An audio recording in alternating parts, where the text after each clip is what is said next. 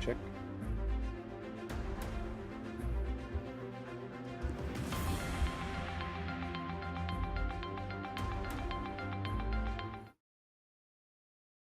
Welcome to LA Press Box, everybody.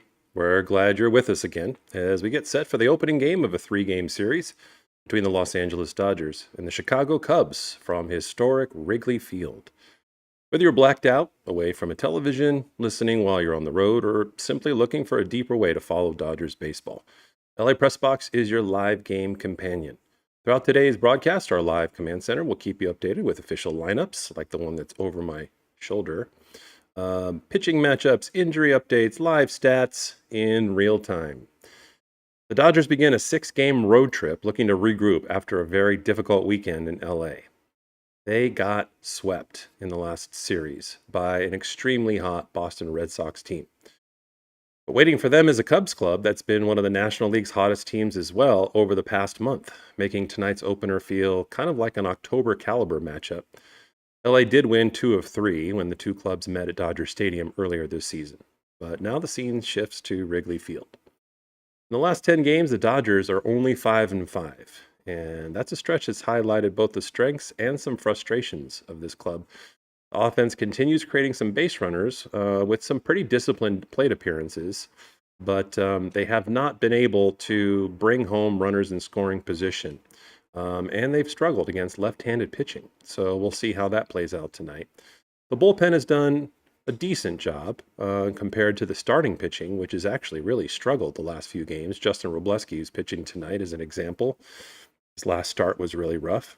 And so this is something that's a little bit new for the Dodgers in terms of their starting pitching. They aren't far from breaking back out offensively. They're always on the cusp, and they still rank generally in the top 10 across pretty much all categories, as we'll see in a moment. Over the last 10 games, the Cubs are 6-4, and they're 20-10 over the last 30 games, making them one of the hottest teams. They have outstanding starting pitching since the All-Star break, and some excellent bullpen performances. Their offensive production has been consistent, and they have good plate discipline. Right now, Chicago's playing with tremendous confidence, and it really makes a difference in baseball, playing with confidence. You can see the Dodgers not as confident, and it really feeds to both sides, offense and defense. They seem, when they're pressing offensively and they're struggling to get back in the game, sometimes to make some unforced errors on the defensive side, not just giving up home runs, but in the infield. So let's go ahead and take a look at, first of all, the left side of the ledger with the Dodgers defense. Justin Robleski gets the ball, and he is 11-2. He's in the top 10 for wins in the major leagues. And he's been one of the biggest surprises in baseball this season from a pitching standpoint. After dominating the Cubs earlier this year with 6 scoreless innings, Robleski is looking to rebound from really his toughest outing of the season against Seattle when he surrendered 4 home runs. But even with that start, he continues, as you can see, to have an outstanding 2.88 ERA and leads the National League in the lowest walk rate. Over his last 3 starts, he's continuing to attack the strike zone, and he really has outstanding command that we hope will return tonight. The Chicago's one of the baseball's most patient offenses, and we'll see how that matchup plays out, especially the first inning. We always look, as I say, the first 2 or 3 batters to see what the confidence level is from the starting pitching for the Dodgers. Behind him is going to be the defense that you would normally expect, although a couple of tweaks. Alfonso gets to start again as Dalton Rushing is still injured. It was a late scratch before yesterday's game. Freddie Freeman at first, Tommy Edman at second, Betts at shortstop, and Kike Hernandez, is back in the starting lineup. It's an awesome thing to see. Yesterday, he got to pinch hit and then played the last couple of innings. Teoscar Hernandez in left field, Andy Pages in center, and Kyle Tucker in right field. You can see here, though, that the offense that collective defense is facing is actually really, really solid. And you can see in terms of forced walks, they're ranked first. Their average is in the top 10. Slugging percentage is top 10. OBP is top 10. So they definitely have a challenge tonight. Starting with the first hitter, as you can see, playing center field, Pete Crow Armstrong. As usual, we highlight in yellow any batting category that someone ranks in the top 20 in the majors, marking them as elite. So somebody that really gets after it early for them and sets the tone, much the way that Shohei Ohtani does for the Dodgers. He'll be followed in the second spot by Suzuki playing right field, Bregman the DH, then Kelly in the cleanup spot playing catcher. In the fifth position is Bush at first base, then Horner at second base, Ramirez at third, Swanson at shortstop, and then Alcantara in left field brings up the rear. So in terms of that batting lineup, Chicago's become pretty difficult to navigate from the leadoff hitter all the way through the bottom of the order. And so it should be a pretty tight and exciting game tonight. In fact, the odds are 50-50, pretty evenly split between the two teams. On the other side of the ledger, we have Matthew Boyd, and he's a veteran, lefty, which the Dodgers have struggled with lately, who enters tonight pitching some of the best baseball of his career. Since returning from injury, Boyd has posted a 1.93 ERA over his last 7 starts, allowing 1 run or fewer in each of his last 3 outings. He's consistently worked deep into games while limiting home runs and free passes. In the last 3 starts, he's been dominant, excellent command, very few mistakes in the strike zone, and really continues pitching into the late innings, which can be a problem for the Dodgers because often their biggest run production comes in innings 6, 7, and 8. We already talked about the defense from the batting order perspective that's backing him up.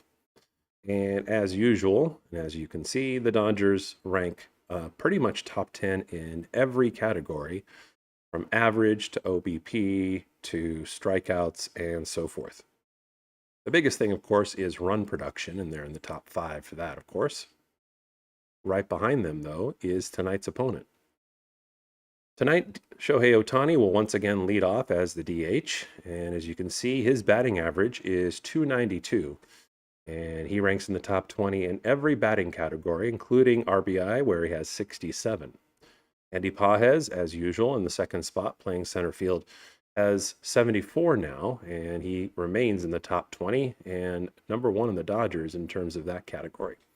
Tommy Edman in third, playing second base, and I really like that spot for him. He has come down to earth in terms of his batting average, but you expect that at some point, but still doing an outstanding job at the plate. The last few games, not quite as good and not what he'd ever be happy about, but he's still got a .302 average. Freddie Freeman's an even .310, and of course, his career average is right around .300. More than a month ago, weeks before the All-Star break, passed 2,500 hits for his career and marching to the elusive and elite 3,000.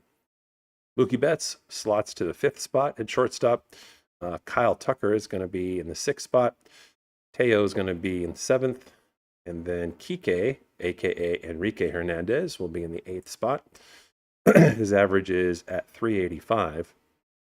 But of course, he has very few at-bats at this point.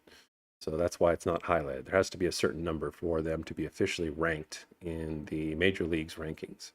And then finally, once again, the catcher, Alfonso. But hopefully the Dodgers have continued plate discipline tonight and continue to put runners in scoring position, at least putting them on base. And other people besides Freddie Freeman swing a hot bat. But the biggest thing is being able to bring home runners in scoring position.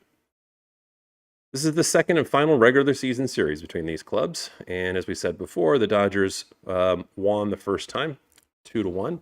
And the Dodgers are hoping to get on track in Wrigley Field as they continue to kind of take a look at what their pitching rotation is going to look like now that they have newly acquired ace Tarek Skubal, who has won the Cy Young Award the last 2 seasons for the best pitcher in baseball. And as of right now, looks like he's going to be debuting with the Dodgers already either tomorrow or the next day. So that's something to keep an eye on. All right. Well, this is the time with about 1 minute left where it's time for you to settle in with your favorite snack or drink and for us to refresh the 3D and get ready for the first pitch.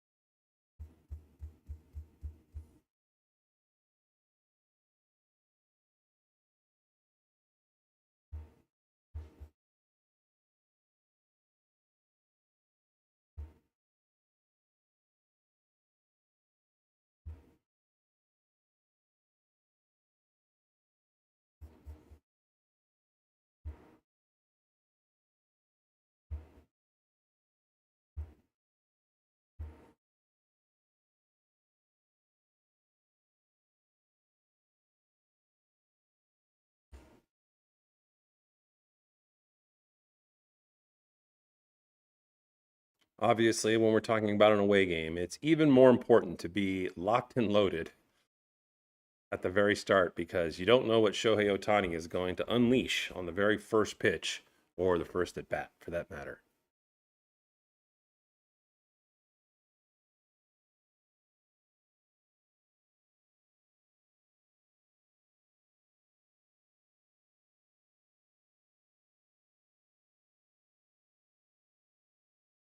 And the first pitch looked at for a strike on Ohtani.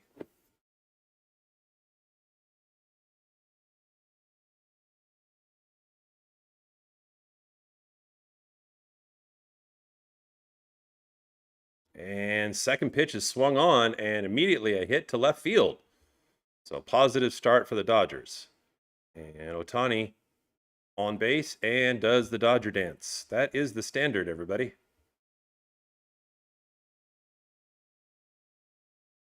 That was up and he still did a nice job turning on that and being patient.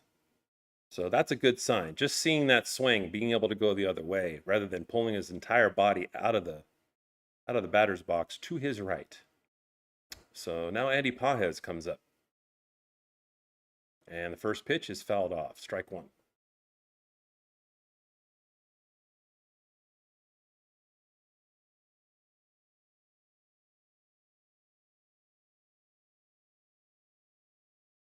Pajes is batting .270 on the season with 18 home runs.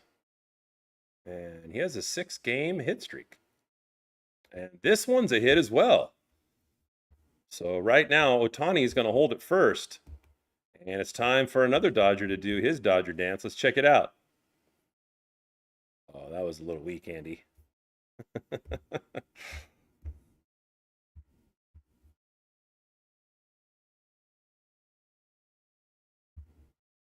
All right. So now Tommy Edman comes up. And Edman is 4 for his last 30. But as we said before, his average is .302. Swings at the first pitch, and it's going deep to left field. Ohtani is hopping, looking positive about the fact that it's probably going to be a home run, and it is.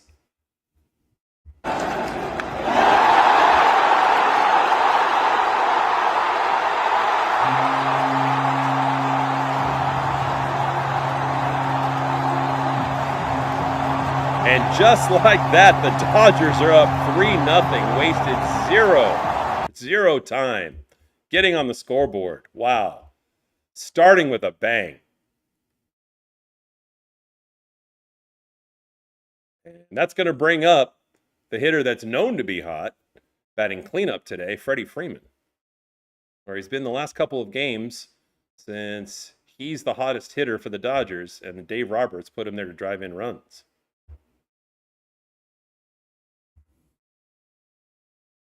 Looks at the first pitch for a strike. Wow, what a fast start. And the next pitch is in there as well. Counts 0-2. That was a slider for 84 miles an hour.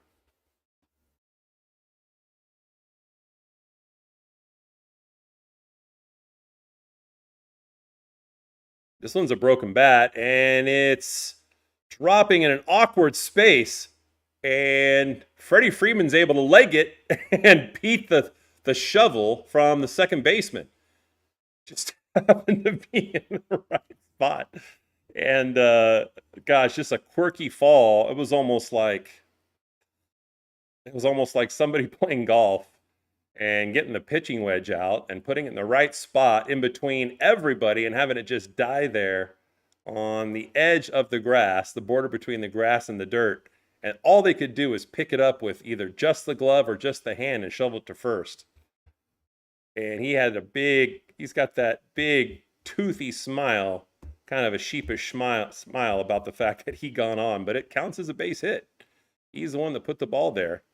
And suddenly there's a quick huddle slam dance on the mound, although it was kind of short-lived. Man, what a fast-paced start. So that's going to bring up Mookie Betts.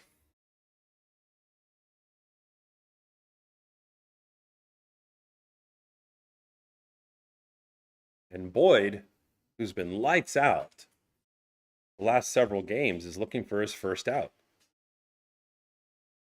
This one is popped foul to the right by Mookie. Mookie's batting .229, 13 home runs.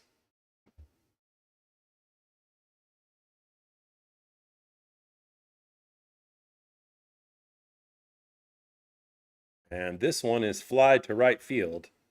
And it looks like Suzuki's going to make the catch without much issue. And that'll be the first out. And that'll bring up Kyle Tucker, a former Cub. And he hears it from the Cubs fans getting booed. A lot of hate for the Dodgers right now. And of course, recently, having acquired Tarek Skubal from the Tigers, has put a little more fuel on the fire. Tucker's batting .237.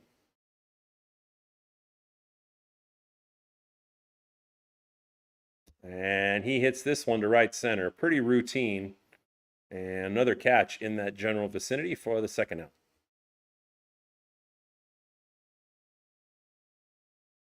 What an exciting start.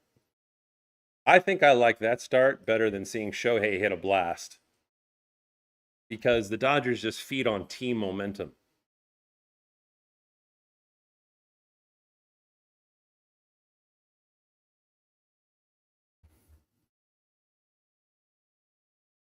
So that's going to bring up Teoscar Hernandez, who's hitting .351 in the last 10 games. And he blasts this one pretty deep to left field. But the catch is made on the warning track. But boy, talk about starting with your hair on fire.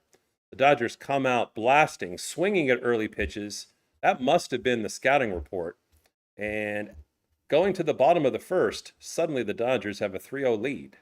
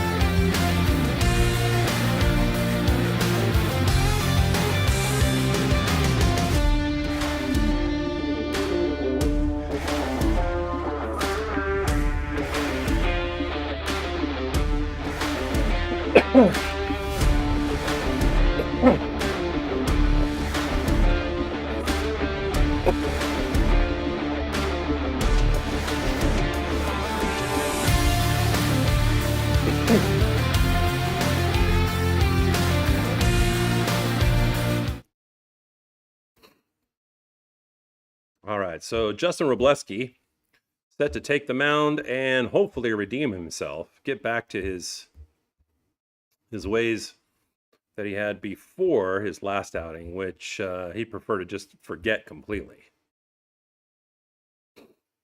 And a good way to get back on the horse is to get after Pete Crow Armstrong, who, as we saw in the opening, is in the top 20 in every batting category in the majors.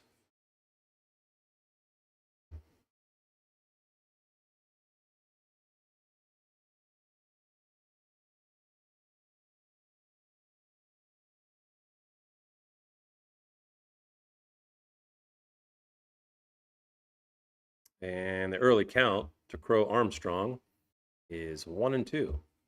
We glance back at our command center. You can see he's on the left side and he's got all that gold over there.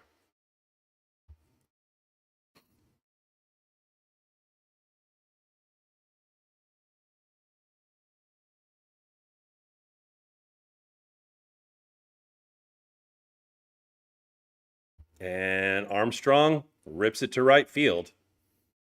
And a leadoff hit for the Cubs.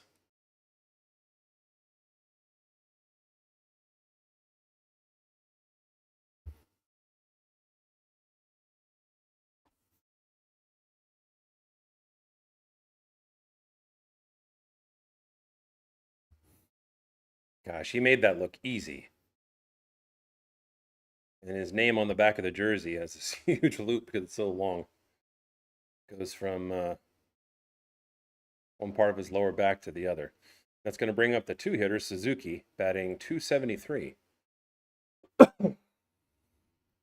He has 18 home runs on the season. And the early count to Suzuki after that missed pitch is 1-1.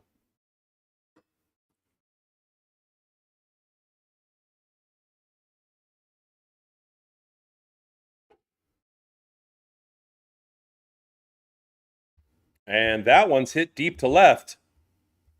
And it's going to be gone. Robleski gives up another home run. And that's the exact opposite of what he was trying to do. That's a continuation from last game. And this might be a pretty exciting shootout for using the early results as an indicator.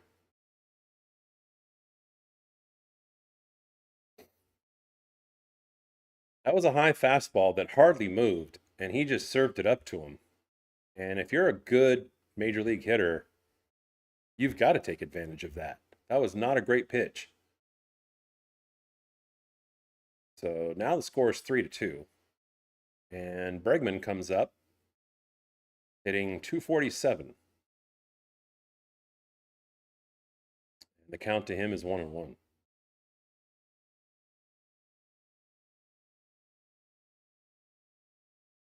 So I guess we have our answer right now as far as Justin Robleski looks. We're always looking at the first 2 to 3 hitters, and not an encouraging start. That one misses as well. Now the count is 3-1.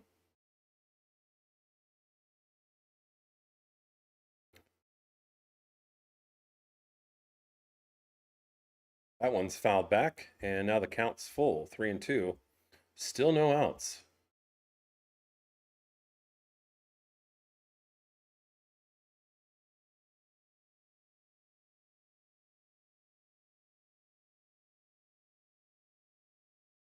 And Bregman looks at strike 3. So first strikeout for Robleski. And we like the strikeouts. I mean, he does a nice job attacking people and getting them to strike out. But he's got to cut down the home runs.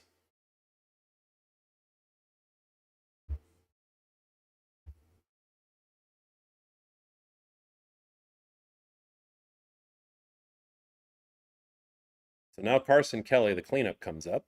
And he's batting 260 with 6 home runs, 37 RBI.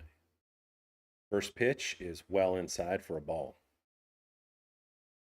That one catches the bottom of the strike zone and evens the count.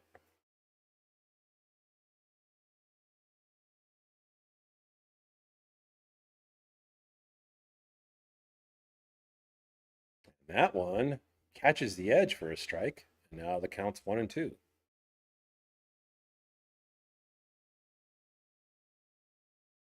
Wroblewski really delivering pitches on really quickly, one after another.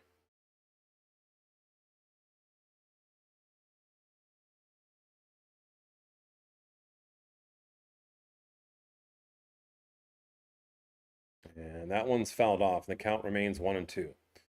The silver lining with the Dodgers pitchers, and probably Wroblewski as much as anybody else, is if they struggle early and they give up some runs, typically they stabilize in the second, third, and fourth innings. I don't know why our starting pitchers have this pattern. But the pattern continues today, at least struggling in the first inning. But hopefully the pattern also continues where they settle in after the first. And that one's also fouled off.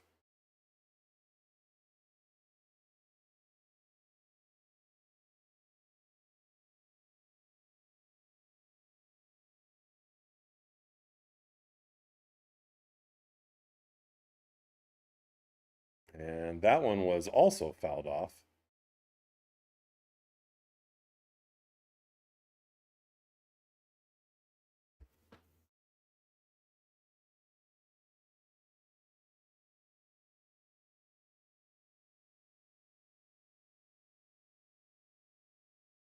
And another foul, this time not back, but down left of third base.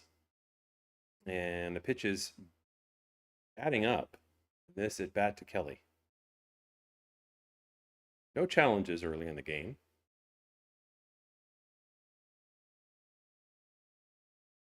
And there's another one. This is something we've talked about with 2 strikes trying to protect the plate. And that one was clearly outside, as you can see from the 3D imprint. But like they teach little kids, swing if it's close.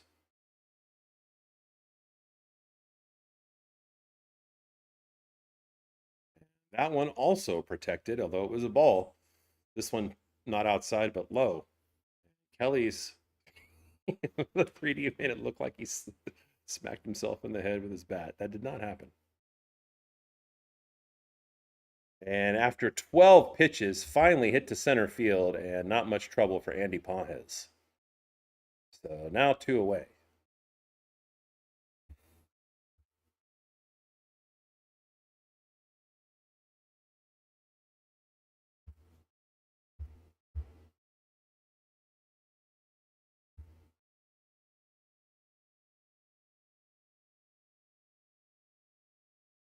And the first pitch is outside for ball 1.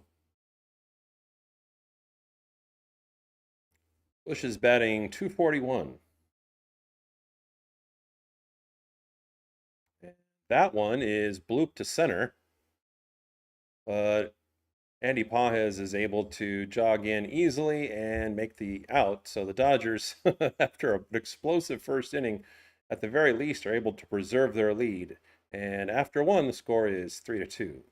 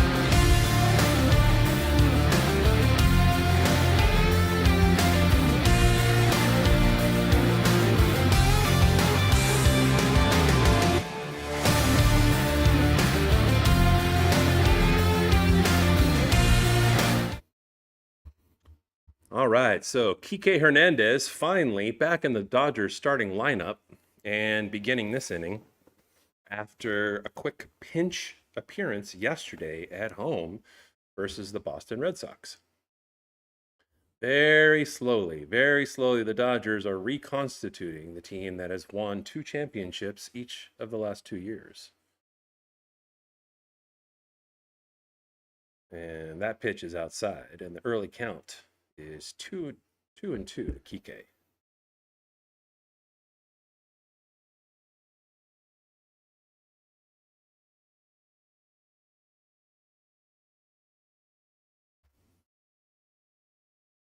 One on the outside edge and fouled off by Kike.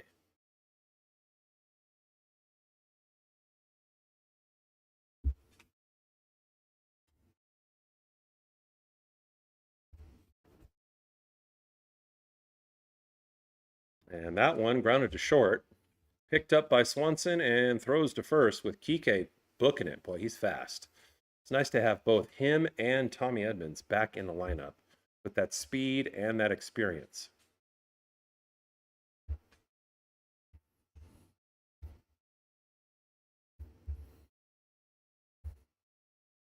So Alfonso comes up in his customary 9 position when he plays. He only has a batting average of 167. Looks at the first pitch inside. Love to see him get more confident and, of course, more productive at the plate.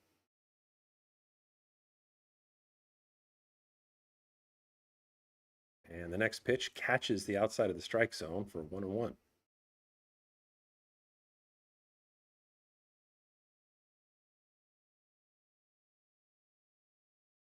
Make that 2-1 with another outside pitch. The nice thing was that Alfonso was able to drive in a run the other day.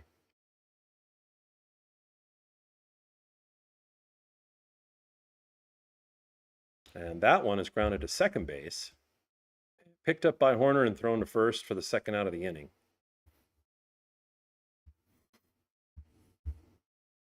And that's going to bring up Shohei Ohtani.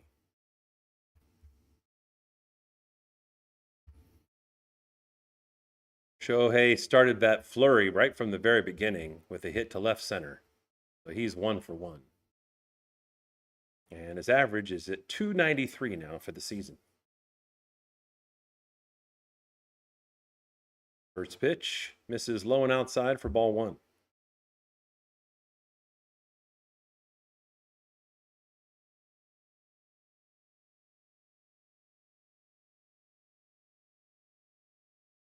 That one is fouled off, although he opened up in a way we don't like to see.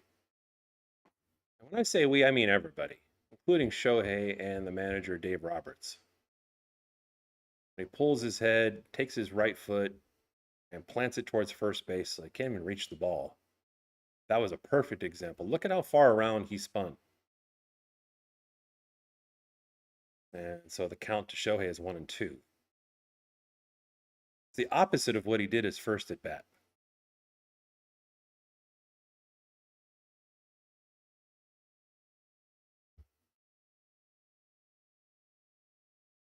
And looks at the next pitch low for ball 2.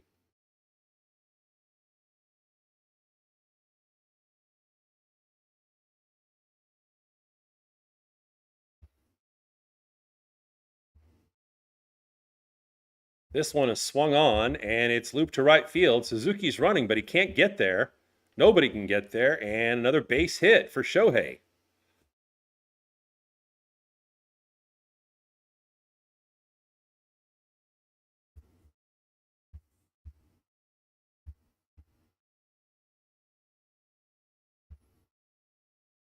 That's saying something.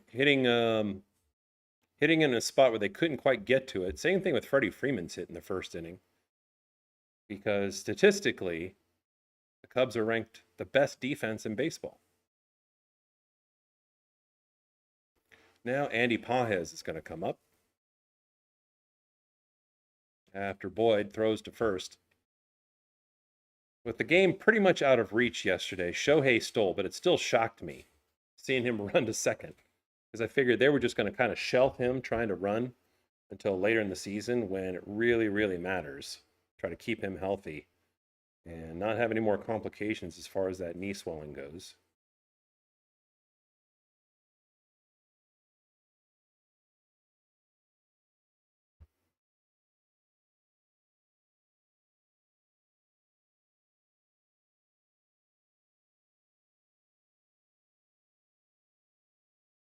The 0-1 pitch misses high, evens the count 1-1.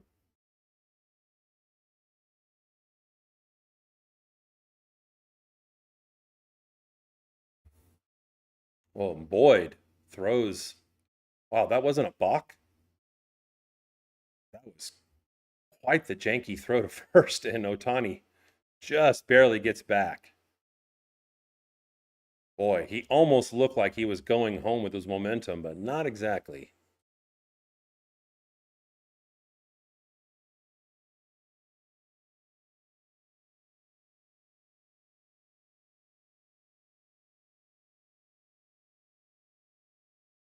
And I think the Cubs are going to challenge right here and see if he actually threw out Ohtani. I didn't know you could challenge on that. I'm still learning about these new rules.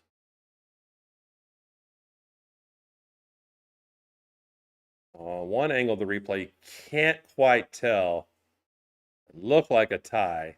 Shohei's just kind of smiling and shaking his head to the side like this.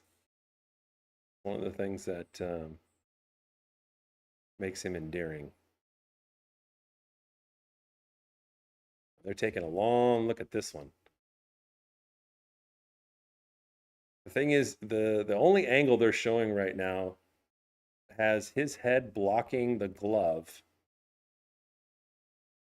And so you can't really see, based on the camera angle, when the glove makes first contact and compare that to when his hand gets back to first. And if that's the only camera angle they have, I don't see how they can overturn it.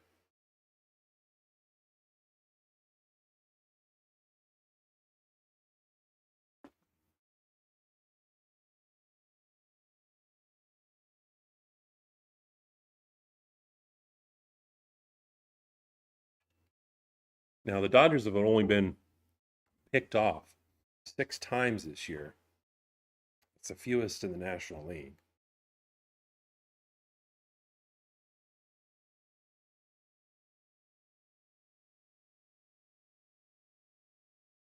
And they're taking a long, hard look at this one. Oh, wow. They overturned the call. The challenge was successful. Man. Well, if they used a camera angle that we didn't have access to, then okay, because I could see how it might have been the case. But dude, how can you make that call if the only camera angle I saw, which we all saw on TV, is the one that comes straight from right field-ish, like foul territory, right over the base, looking in as Ohtani slides towards the camera. And his head is in front of where the glove is. So that's 3. And the Dodgers go down without adding any runs to the early total. And now going to the bottom of the second, after the successful manager challenge, still the Dodgers 3 and the Cubs 2.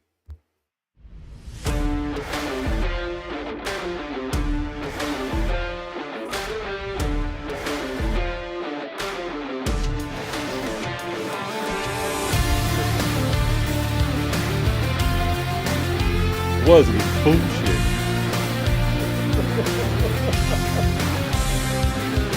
It's all about like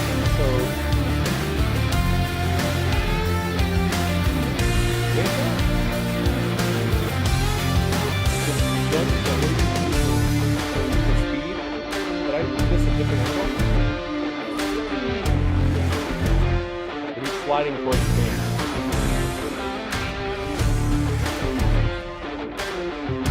Oh, I missed the second angle. Really? Well, Ty goes to the run in, so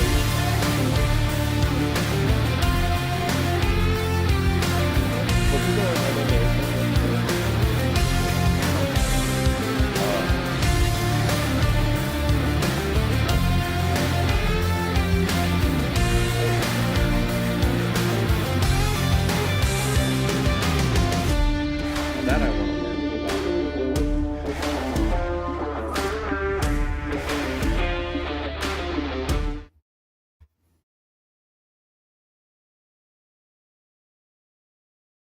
So Horner comes up to start the next at bat for the Cubs and instantly swings at the first pitch and flies out to Teo.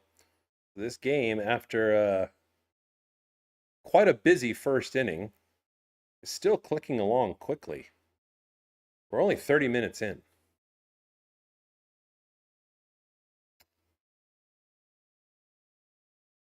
Robleski will take that. And now we're to the 7-hitter, Ramirez, batting 309. That's saying something for somebody in that position to have that high a batting average.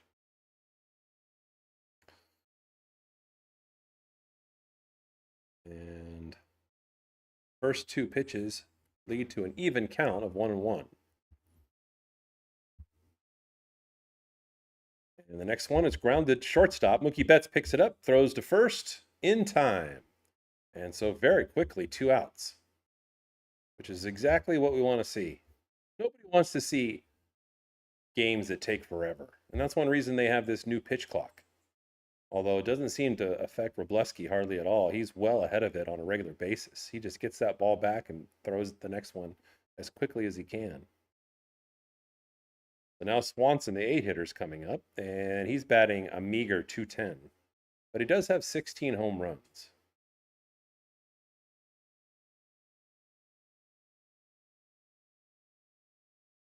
Robleski delivers, and just like that, the count's 1-1.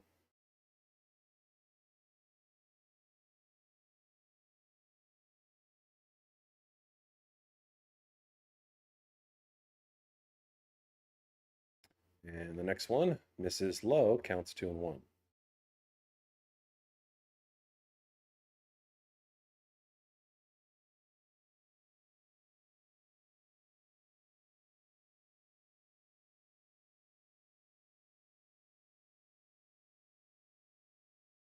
And Alonso calls a quick timeout, wants to go out and talk to Robleski about the situation.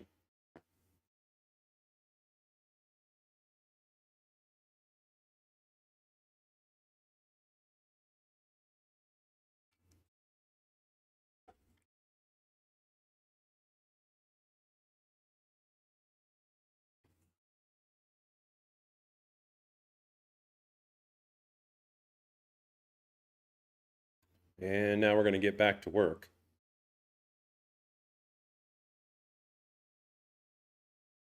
And that one catches the edge of the strike zone. It counts 2-2.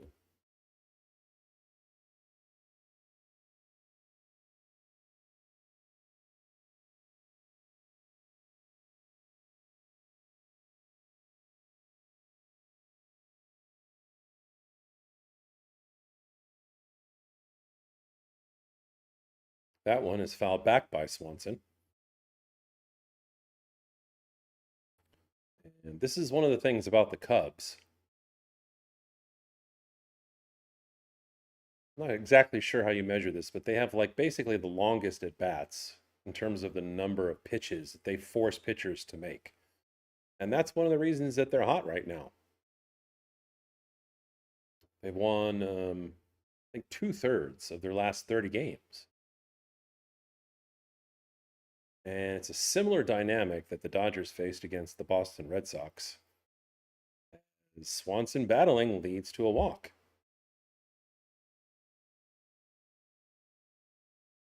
Fist bump from Swanson to the home plate umpire.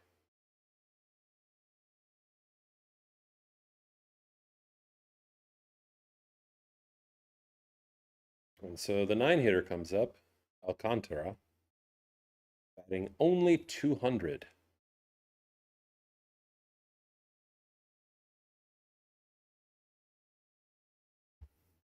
He doesn't have a home run on the season, thank goodness. And this one is blasted deep to left. Oh, please don't let it be the first home run of the season. And it's not a hooked foul. Holy smokes.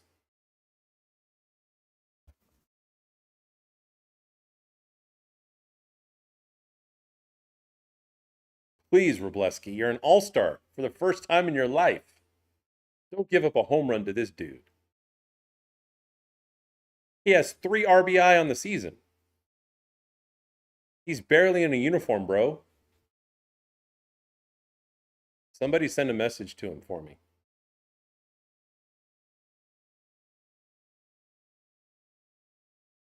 That pitch misses inside, 2-2.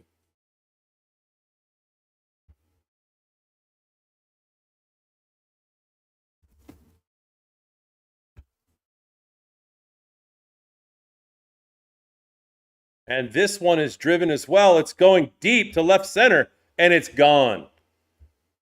Well, apparently Justin Robleski doesn't give a damn about what I say. I don't know why. He should listen to me more. Bro, oh my gosh, this guy's trotting around the stadium after hitting his first home run. Like, I don't know, he's going to go to the Academy Awards because of it. Thanks, Justin. You're such a nice guy. You're so giving to the people of Chicago. And just like that, our lead is gone.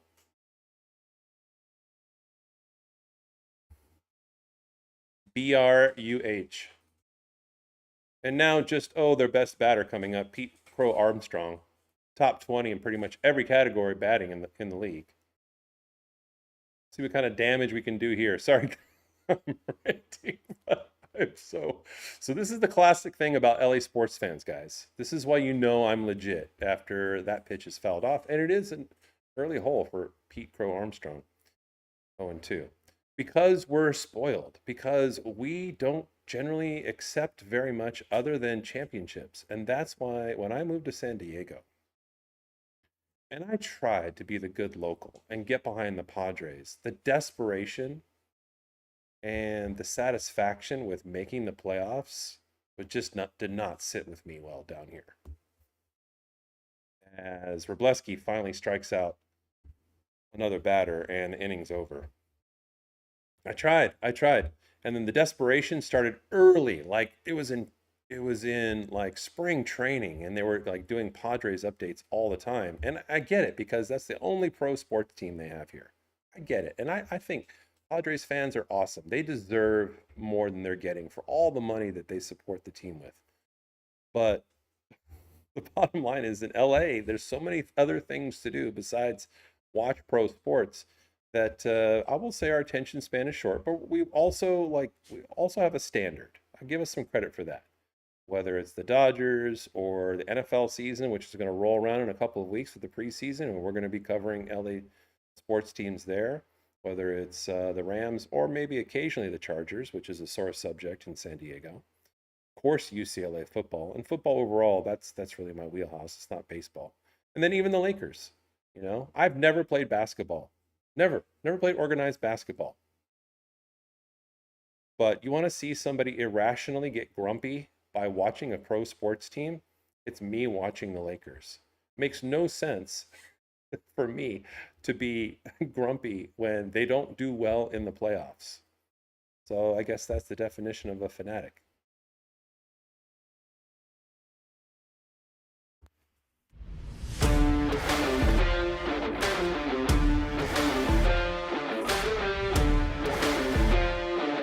Right, Chatterton?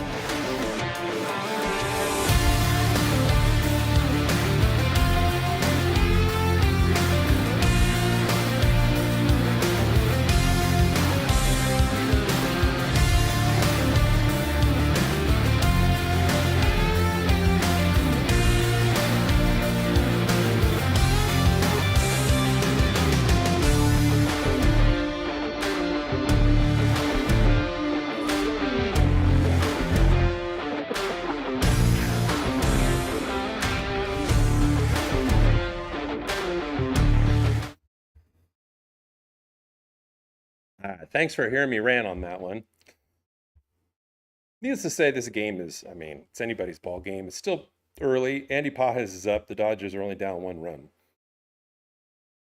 And Andy's 1 for 1. Batting 270. 272 to be precise. And that pitch misses. And the early count to Pajes is 1-1.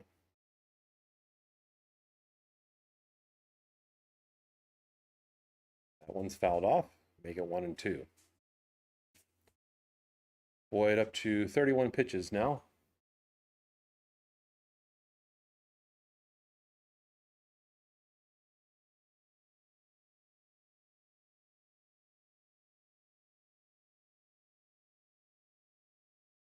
Andy doing what we talk about quite often, and that is defending the strike zone when there are 2 strikes. And so Matthew Boyd delivers once again the 1-2 pitch and misses inside for ball 2.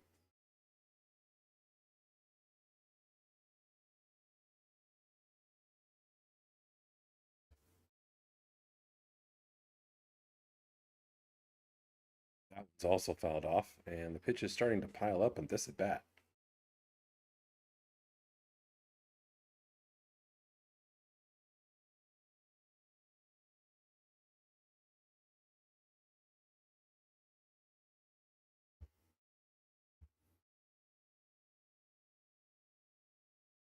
And this one is hit off his hands and to the right and foul, at least in foul territory, but they're able to make the catch.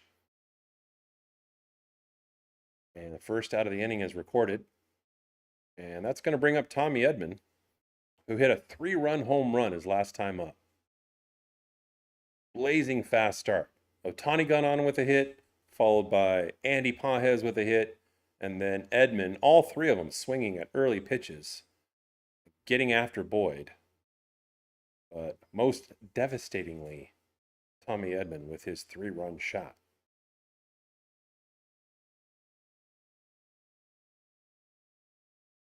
Not known as a home run hitter, as that one misses inside and the count is 1-1.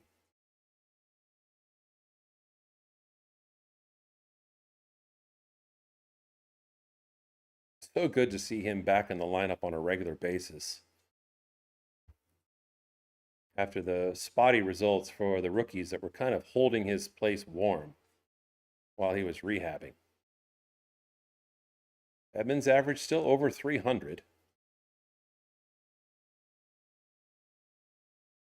And that one's fouled back. Up next is Freddie Freeman, the hottest hitter for the Dodgers over the last 2 weeks.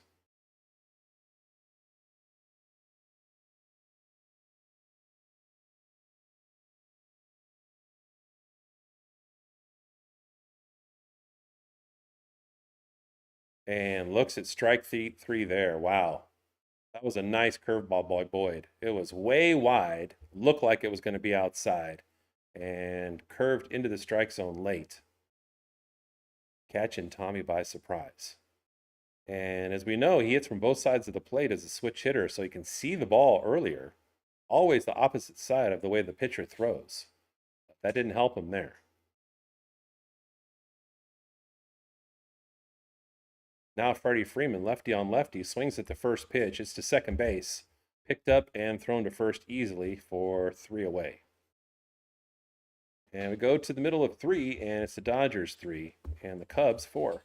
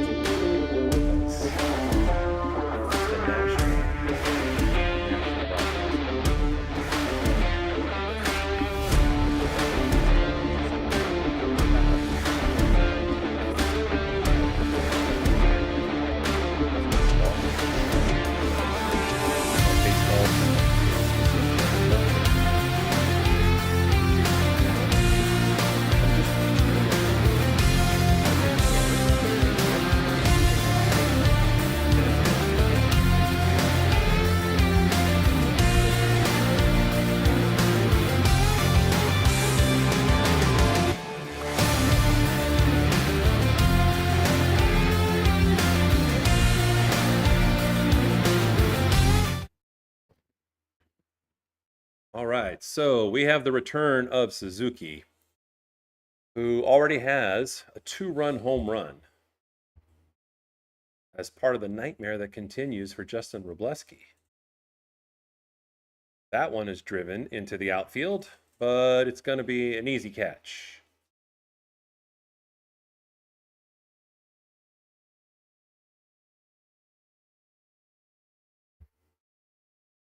So Bregman's going to come up next, who is 0 for 1.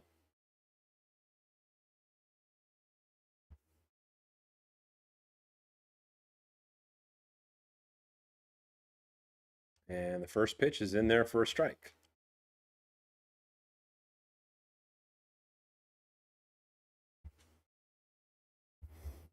Second pitch is driven deep to left center, and it's going to be right in the gap. And it's going to roll up against the wall, and this is going to look like it's a double for Bregman. They throw it to second. He slides, but he gets there well in time.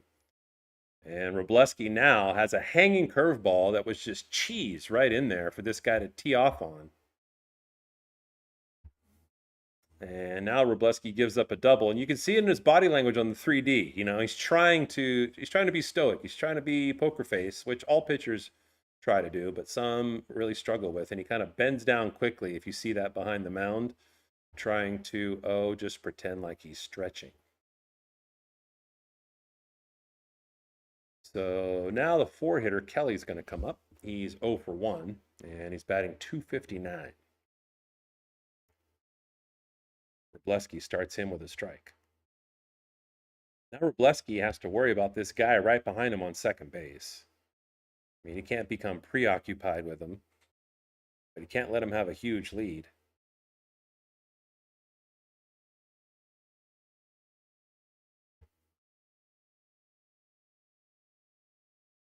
And the count early to Kelly is 1-1.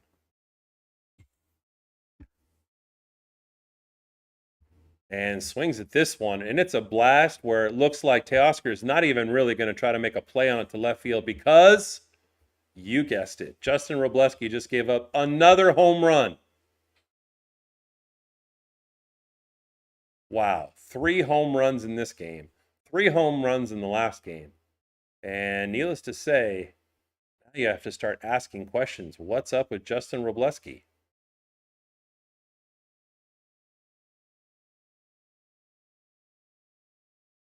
That one was probably, let's see, 10 rows deep.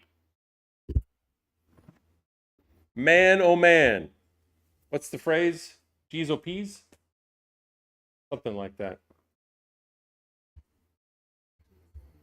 That's going to bring up Bush, the 5-hitter, as now the Dodgers are down 6-3. Now, if you are a Cubs fan and this is the way you're getting your fix, or if we're your live game companion in addition to another source, you're welcome. This is one of the reasons that we started this channel recently. I have been through the experience of saying, I need sports desperately. And either having it blacked out because I live in the city where my team, my home team, is playing, and so they black it out to try to motivate people to go to the game. Or because it's on one of, who knows, 5 different platforms, and it's like playing whack-a-mole. And you don't want to pay for a subscription for something you're going to watch sporadically because it's not on that same platform all the time, as Robleski strikes out Bush. And you don't want to play the game of, oh, okay, I'll do the free trial for 7 days and then cancel it.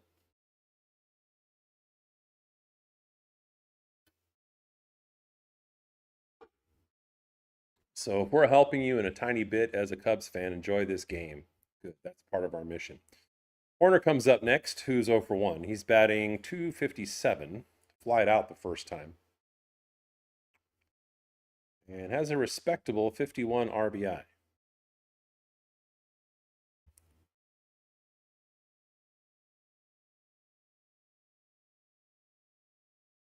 Early count to Horner is 2-0.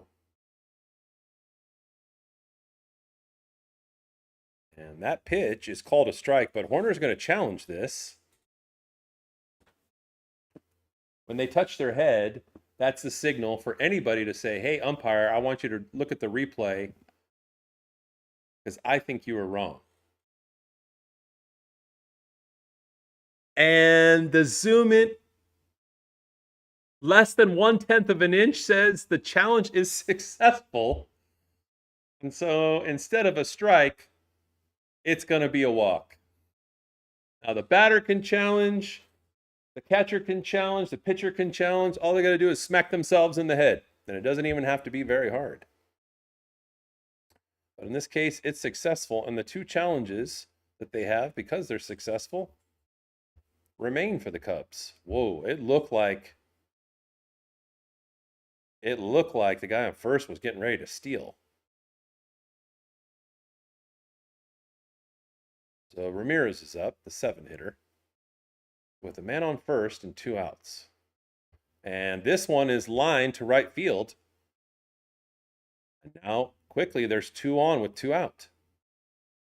Wrobleski has already pitched almost 70 pitches in this, no, 65, 64 pitches in this game. They've really been after him. And this, once again, is a decision by Dave Roberts. You know, my guy doesn't have his best stuff. Do I let him stay in there and try to work through it? Or do I replace him early? Well, you just really don't want to do it now, this early in the game. Swanson comes up and takes the first pitch for a strike.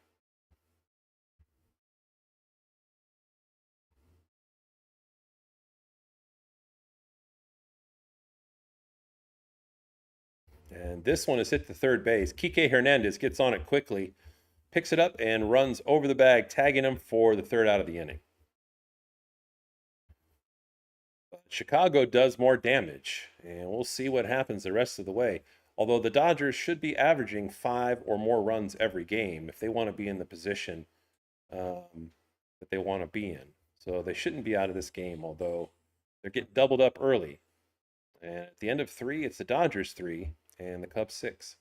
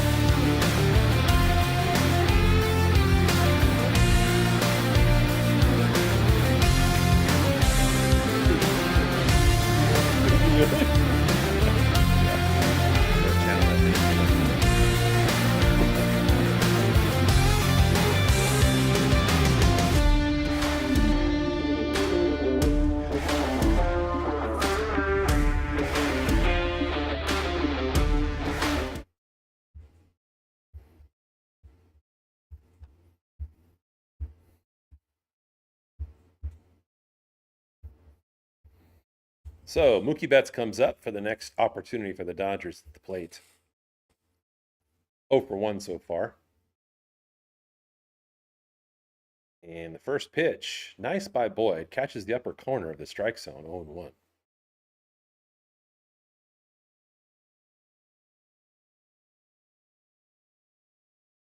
Next pitch, a huge looping curve. I don't know how it dropped into the strike zone. And I don't think Mookie does either. And the count is 0-2.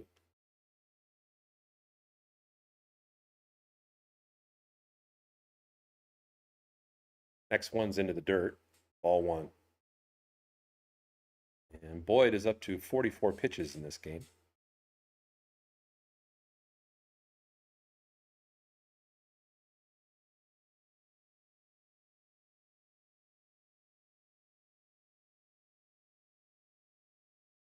And this one is fouled off. Mookie just made contact late.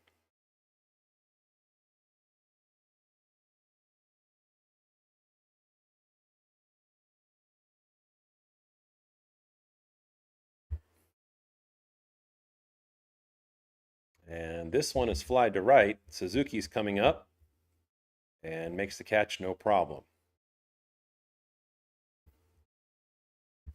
And now Kyle Tucker's coming up again. And you would know it with your eyes closed if you were sitting there and just listening to the crowd, because he used to play for the Cubs. And because he went to the Dodgers, now they want to boo him. Although I'll say he has not been as explosive as a Dodger as he was as a Cub. So I guess if you're a Cubs fan, you can take some solace in that.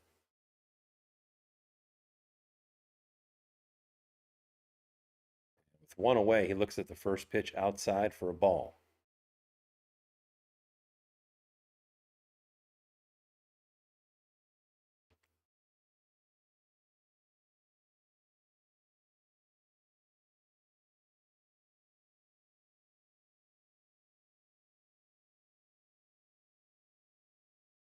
Tucker's only batting 236.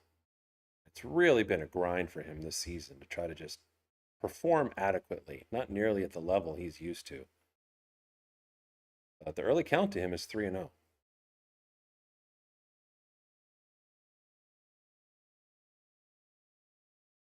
Might be taking this pitch just to see what's going to happen with Boyd. Doesn't swing, we won't know, but it catches the strike zone, and now it's 3-1.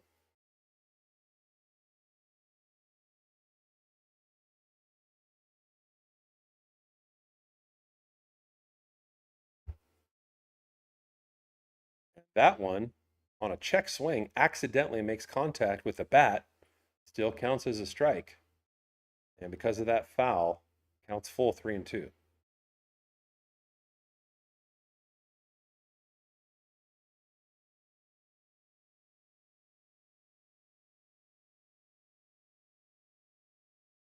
This one almost hits him. If it did, it would have been the same result, but it's better to not get hit and get on base, and that's exactly what happens with that walk. And of course, because major league pitchers have such great control, generally speaking, people always wonder, wow, if it's that far inside on a batter, are they doing it on purpose? Especially the case of Kyle Tucker, because there's a little bit of bad blood there. And the answer generally is no. I mean, if they're going to hit somebody on purpose, the pitcher will do it in the first pitch or two of the at bat. The guy wouldn't burn a bunch of pitches and then suddenly decide to plunk him.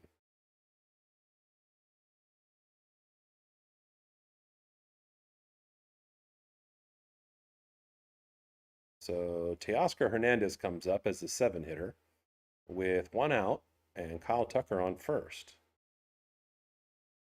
And it's really good to see Teo get officially kind of on track after his earlier return back from a hamstring injury where he couldn't wait to get back because they were running him so much.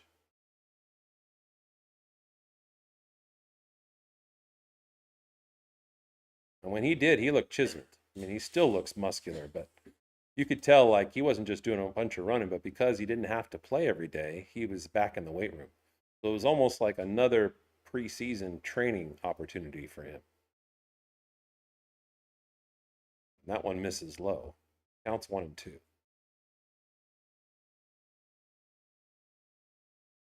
And Boyd shakes his head, a little bit frustrated with himself. Could there be chinks in the armor that the Dodgers can take advantage of at this point?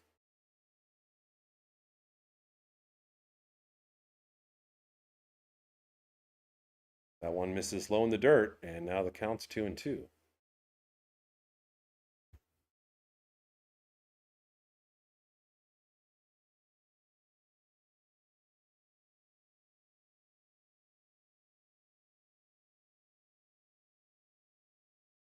Steps out of the box, comes back in.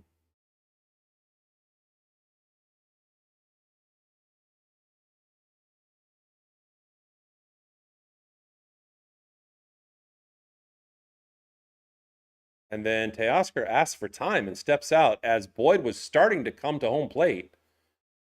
Right? Oh man, it was a split second. He gets booed. I don't know if it's Teo getting booed or the umpire or both, because that can be dangerous for a pitcher to have to stop his delivery when they can throw balls 100 miles an hour. You can only imagine how fast their body and their arm moves. And you can get injured if you have to suddenly stop in the middle of that.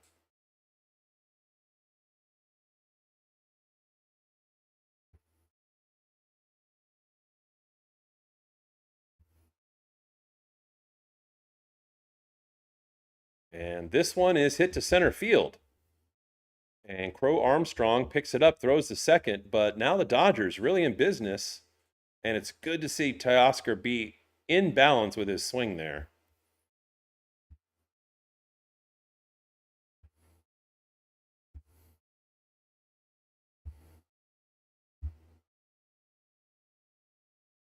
And now Kike Hernandez comes up, the man with attitude.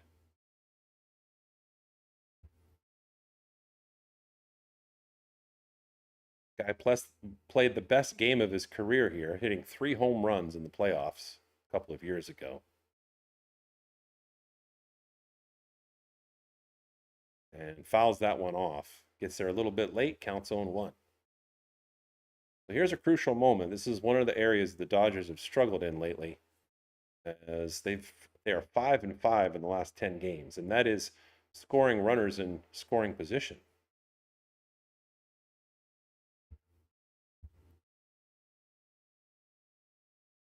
This one is flied just behind second base, and it looks like the shortstop's going to come all the way over and make the catch, and now it's 2 outs.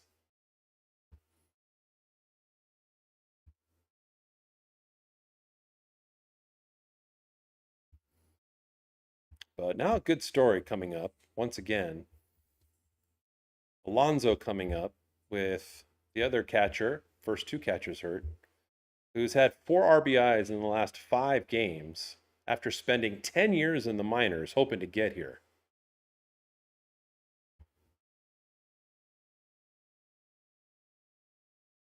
And lines the pitch to center field. Yes, this is exactly what we're all hoping for. And it brings in a run, and now the Dodgers have 4. So another RBI for Alonso, who seems very humble, but he's also playing with a heavy heart. The crazy thing is, he's called up after struggling in the minors for 10 years in the same 24-hour period that 2 of his close family members in Venezuela died as a result of the earthquake. And needless to say, he's playing for them as much as anybody else. But now Shohei Ohtani comes up, who's 2 for 2 tonight, batting .295, and he's got 2 runners on.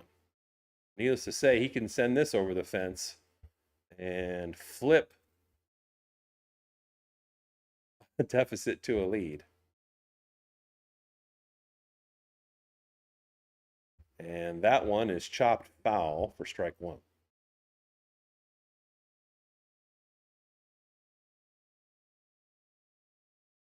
Shohei has a 7-game hit streak right now. Over the course of that, batting .500.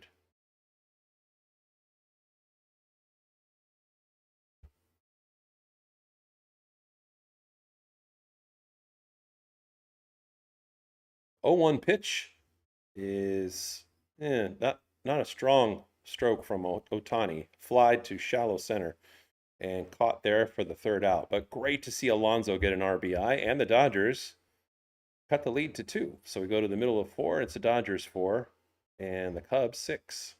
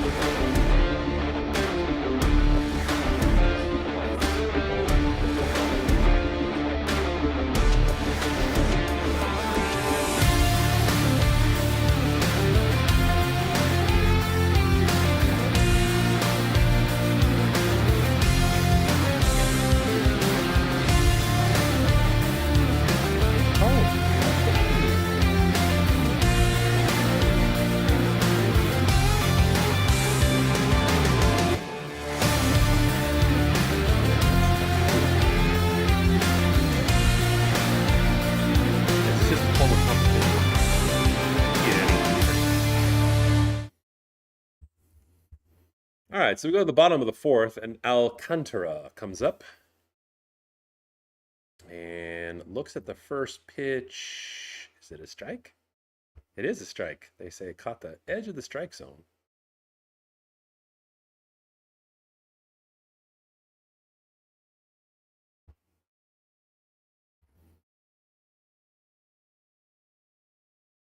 Two in a row, in fact, but then he finally throws a ball, Robleski does, and the count's 1-2. Boy, it'd be great if the Dodgers can just like score two more runs the next time up after Robleski holds these guys in check. And just continue to compete. As that is a check. Speaking of check swings, and they're going to say he did not go far enough. His bat did not break the plane of the white line that lines up home plate to first base. If you have a half swing, also known as a check swing, and you go to that level or beyond, then they just call it a strike. Oh, this is the dude that hit the home run. Oh, man. Look at him. Now he's on fire. He's like jumping around at the plate like this is the dance party.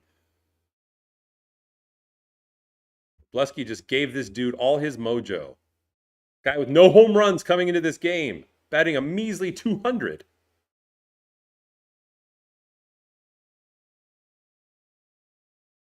Oh, now he walks the guy. Yeah, the guy's like, I'm on fire, man. I'm on fire. Home run, on base. He looks kind of fast. I don't know for sure because I don't know the Cubs well. But this is one of the things that people will do in their lineups. They put the guys that aren't great batters, but really fast guys late in the lineup so that people like Pete Crow Armstrong can come up and bat these guys around for extra bases. They could steal and then score on a base hit. But this is not an ideal situation for somebody to get a big lead on first because it's a left-handed pitcher who can look right at him before he throws home. So it's a little bit harder to get a lead. Give yourself that extra step. And the early count to Pete Crow Armstrong is 1-1. And he's 1 for 2 tonight.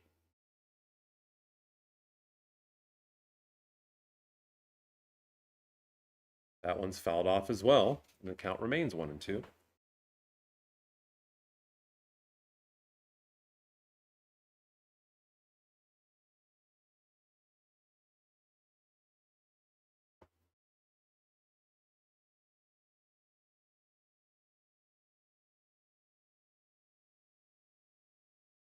That one's fouled off too. This is one of the things that the Cubs do well. They make contact and frustrate pitchers and wear them down. Right now, Robleski's up to 77 pitches. And typically, for a starting pitcher, even if you're pitching well, you get into the 90s, you're pretty much done. So we'll see if Robleski comes back after this inning, regardless of what happens.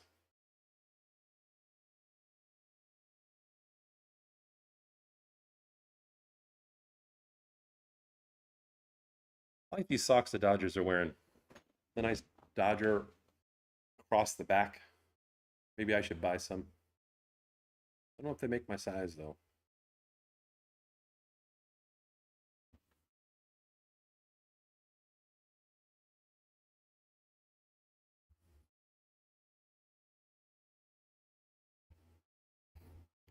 This one is swung on and hit to center field. Andy Pajes turns over his left shoulder, then backs up and a few steps before the warning track makes the catch.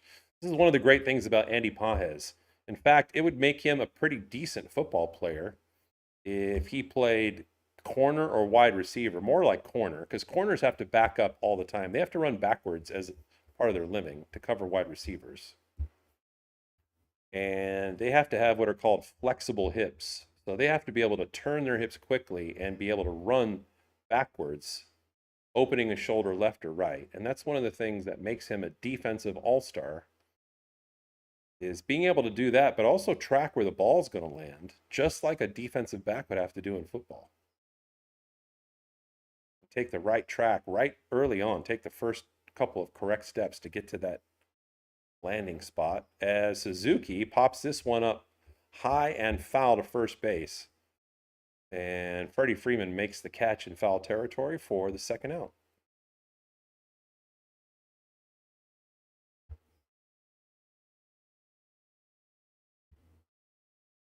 So that'll bring up the three-hitter, Bregman, who's 1 for 2.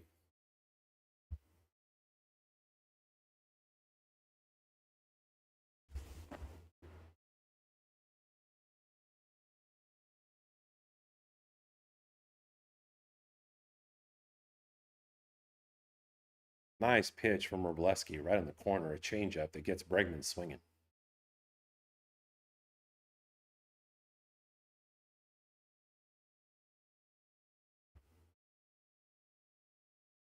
And the next pitch is into the dirt. And Robleski now into the 80s as far as his pitch count goes. No reports that the Dodgers have anybody warming up to come in and replace him, though.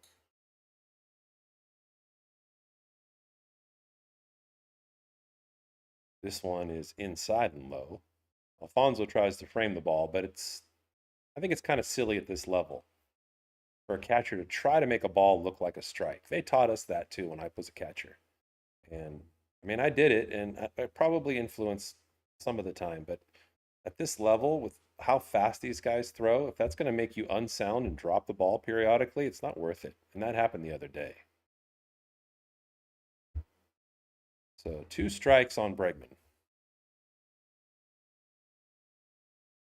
And swings at a high one for strike 3. So I'm going to guess that Robleski's going to come back for one more inning, but only time will tell. And at the end of 4, it's the Dodgers 4 and the Cubs 6.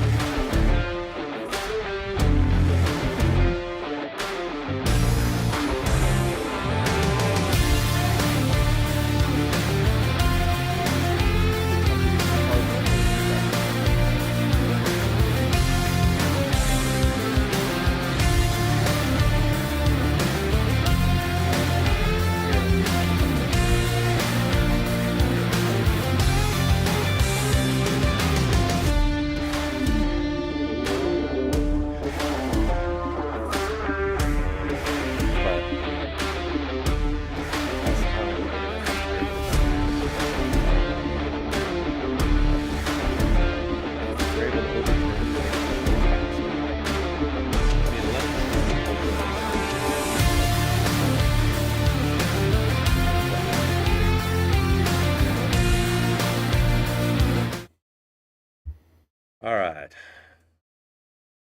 Andy Pages coming up to start this inning. And grounds the first pitch to third base. A diving stop. Gets up and makes the throw to first base for the out. An amazing, amazing play. Unfortunately, the 3D wasn't able to show it to you. But just trust me, this guy completely laid out to get a ball that was hit fast. Dove, stopped the ball, got in the glove, popped up, and then made the throw to first. Amazing, amazing.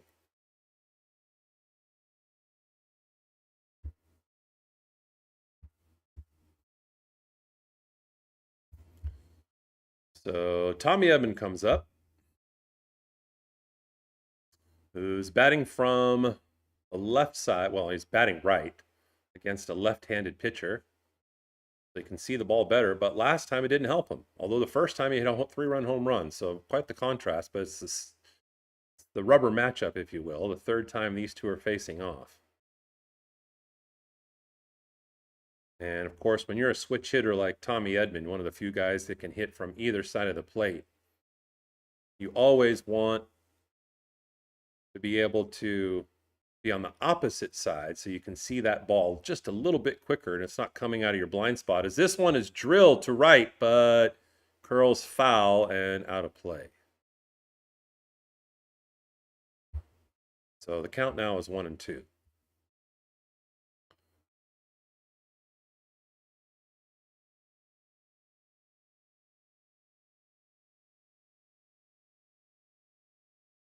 And this one misses way outside, ball 2. 2-2.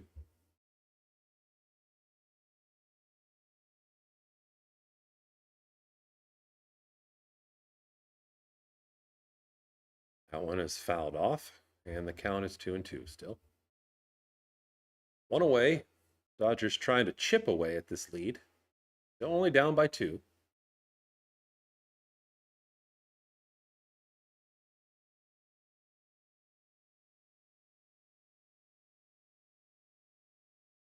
Pitcher Matthew Boyd with his shirt buttoned halfway down.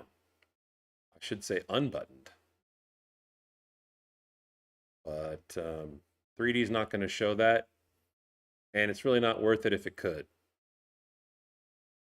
Don't get bent out of shape. He's got a shirt on underneath there. As Tommy Edman swings and misses under that pitch. So hard to lay out the high pitches because they're eye level, just like when you go shopping in the market. You know, the companies that put their stuff on the higher eye level shelves pay a premium to be able to do that and get your attention. It's the same thing with swinging at high pitches.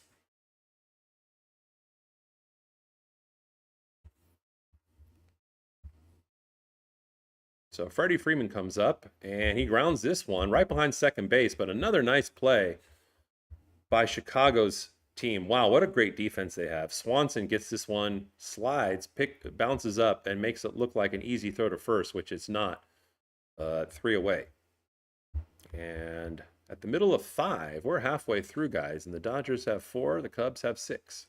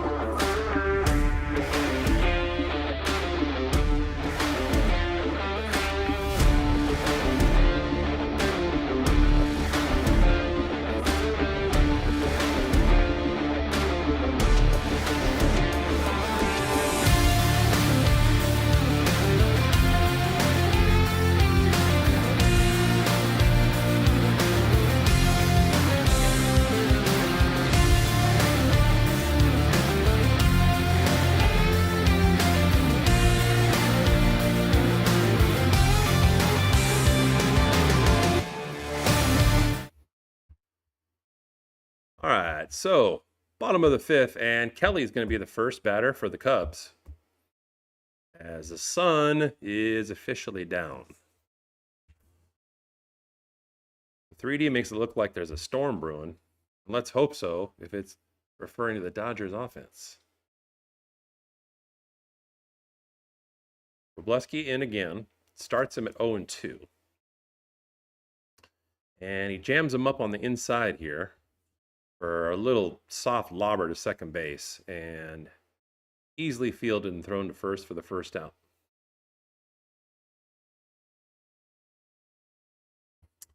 So the 5-hitter Bush is coming up. He's 0 for 2 tonight.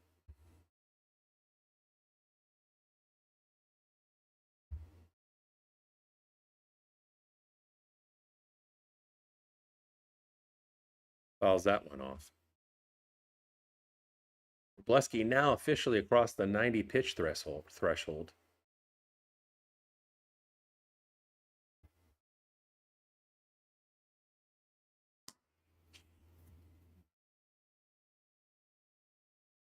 And this one is hit deep. Is Andy Pages going to have a chance to get to it? No, it's about one row behind the wall. And quite a tall wall there. Can't climb that one or jump over it. And another home run given up by Justin Robleski. 4 home runs in one game. That looked easy. I mean, I know I'm not a major league hitter, but that ball stayed on the same plane the entire time. You could track it easily. He just, yeah, he's put his hands up like, I don't understand. But if you saw the track of the ball, Robleski, yeah, you're done, Robleski. Bye. See you. Bye. Have a nice day. Not mad at you personally. So now it's time for a slam dance party on the mound. I hope we get one.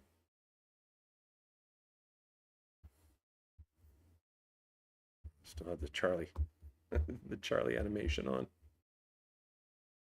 Yikes.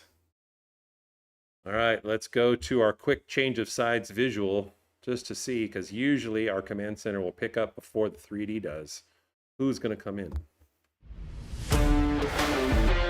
Enriquez.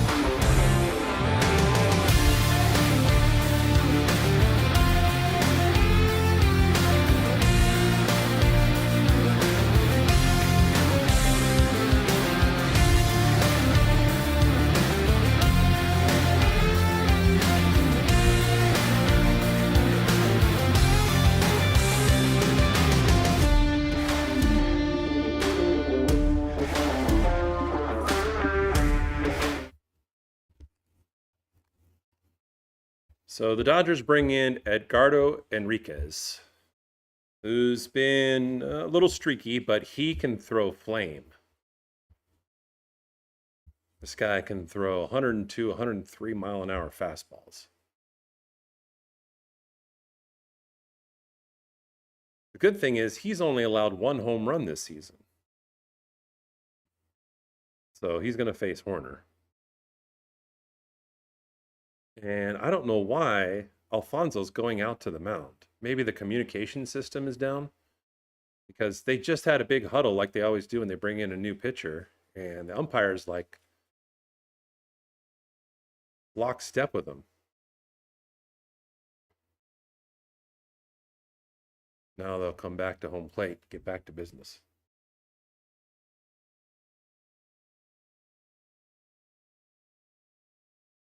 Yeah, the early report is that it was the pitch communication that tells them what to call.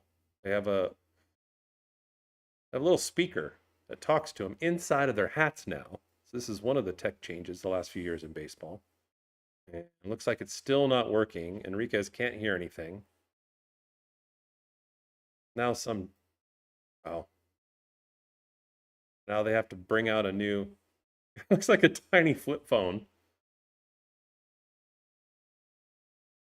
But the 3D doesn't pick up when like a Dodgers support staff person comes onto the field, so you can't see it. It's just a ghost. We can see it on the broadcast.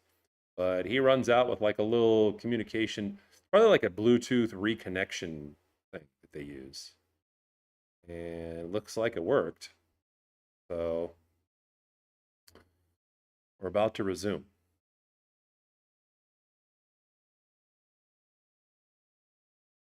And Enriquez gets him swinging on the first pitch.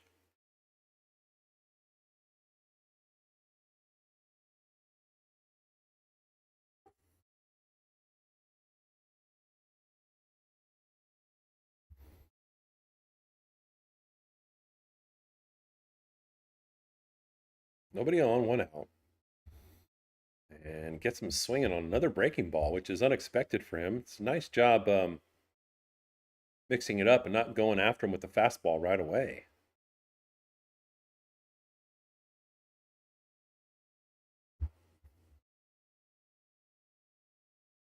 And swung on, strike three.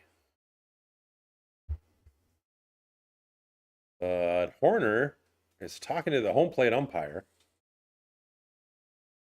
And I think he's arguing that he made contact with it and it was technically a foul ball, but that replay showed that he did not even get close to the ball.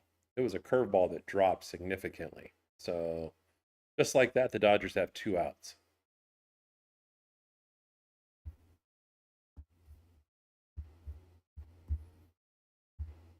So now Ramirez is up. And that pitch is in there for a strike. I like what I'm seeing early on from Enriquez. Throwing early strikes.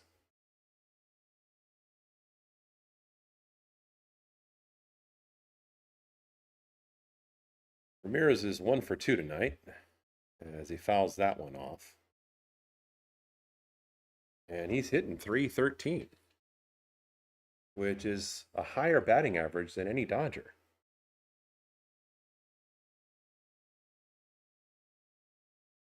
If he continues that, he'll be moving up in the batting order for the Cubs. They'll have no choice. Lays off a wicked curveball. If you look at it from the side here, you can kind of see the 3D path tracking the pitch. You can see that thing broke a couple of feet.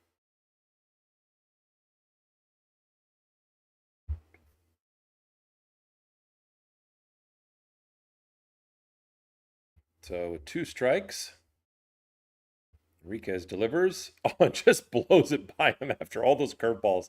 He finally unleashes a 100-mile-an-hour fastball. Well, he knew he had that cannon, and he saved it for 2 strikes to unload it. So at the end of 5, it's the Dodgers 4, and now the Cubs 7.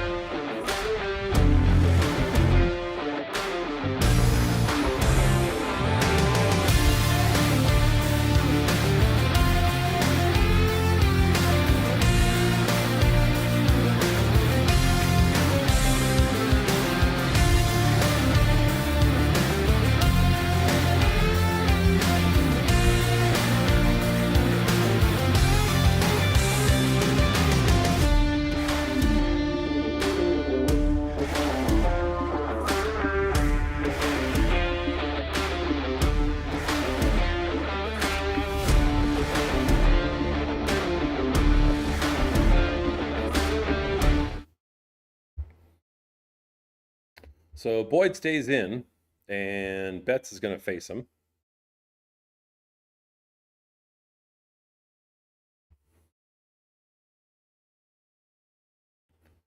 And currently, each team has 7 hits. The clear difference between the Cubs and the Dodgers is the Cubs have more than half of those as long balls over the fence. As Betts looks at the first pitch outside for ball 1.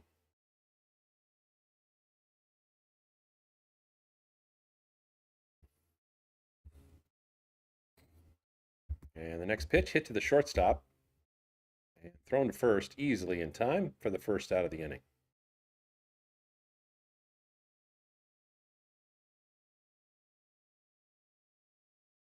And now Kyle Tucker comes up, who's 0 for 1, and here's the boos once again.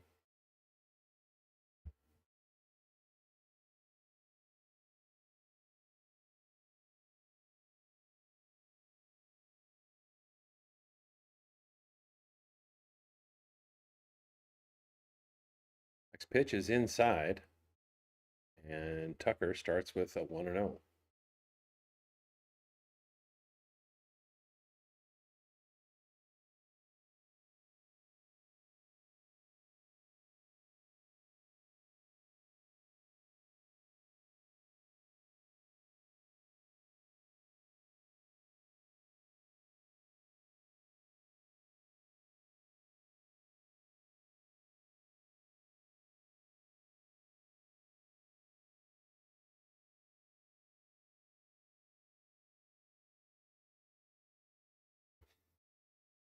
Early count to Tucker is 1-2.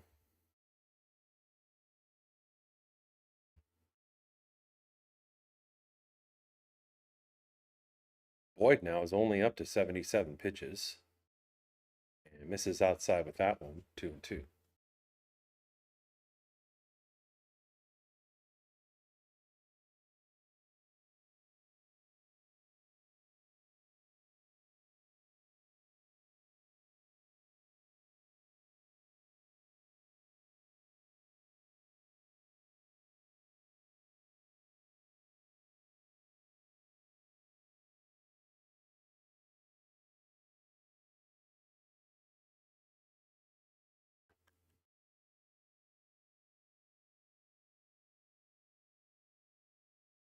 Dodgers haven't lost 4 games in a row since early May. Needless to say, if you're a Dodgers fan, you don't want to see that again this season. Tucker files that one off, and count remains 2-2.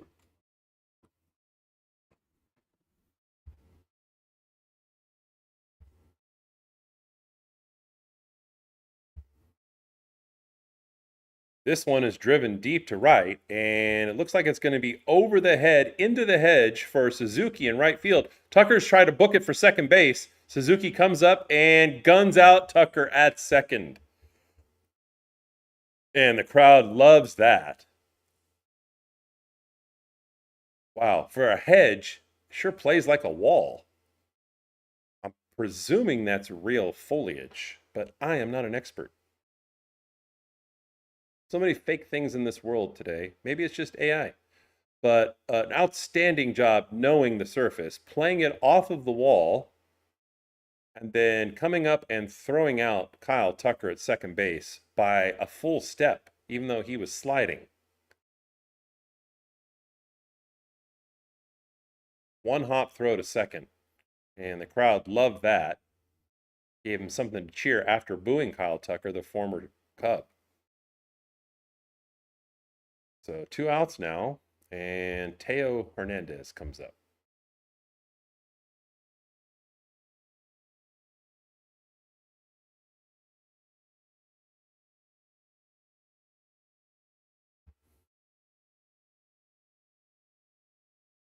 And after the first ball, the second pitch is called a strike, and Teoscar Hernandez challenges, and it's more than 2 inches off the strike zone.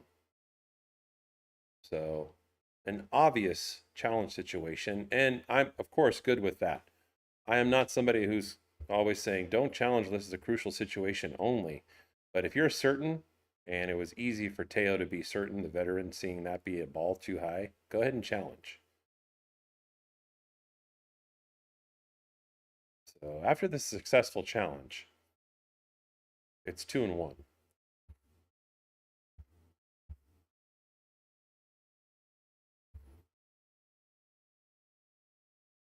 And the pitch to Teo, blasted deep to left. This is not only gone, this is out of the stadium. It's onto the street. Are you kidding me? Oh my goodness.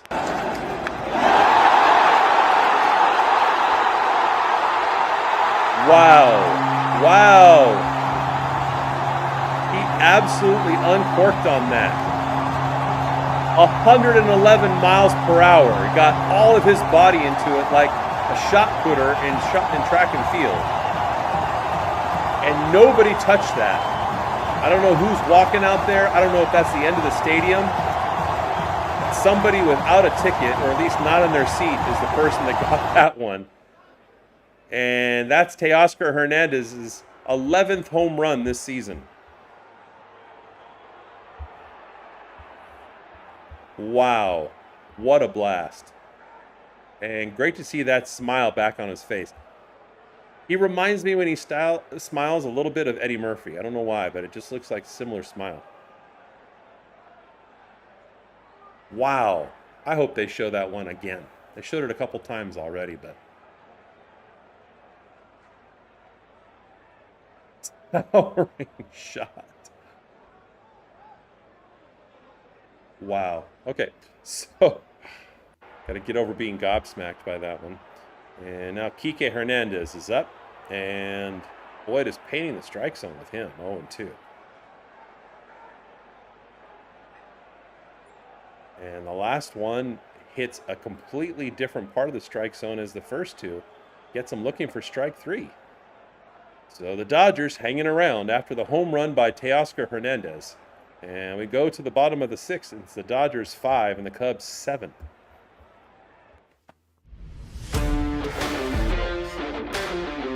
Holy smokes.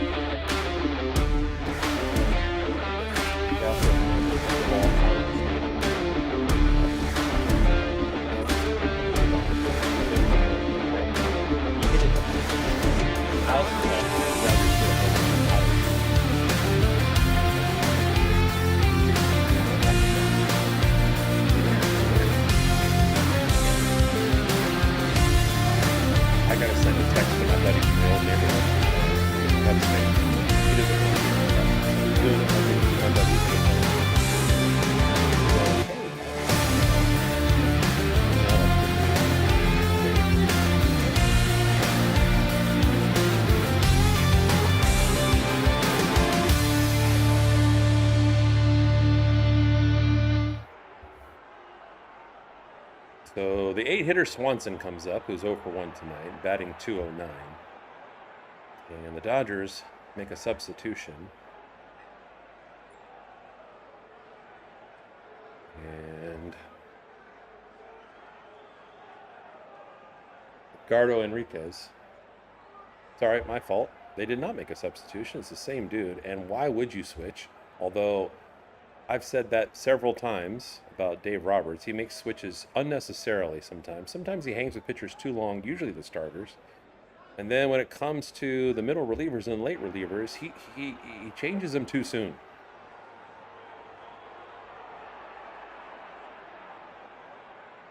And the first time I'm wrong about that, in fact, the first time I'll be wrong about anything in my 55-year life will be when he actually makes a change and he's right.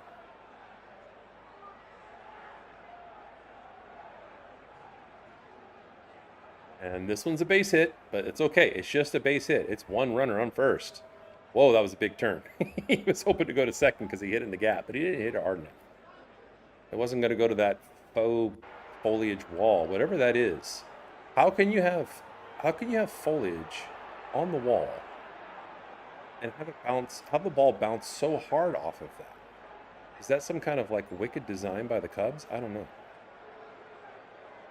Now there's going to be a little huddle on the mound with the pitching coach, talking about strategy, about how to pitch to the next guy.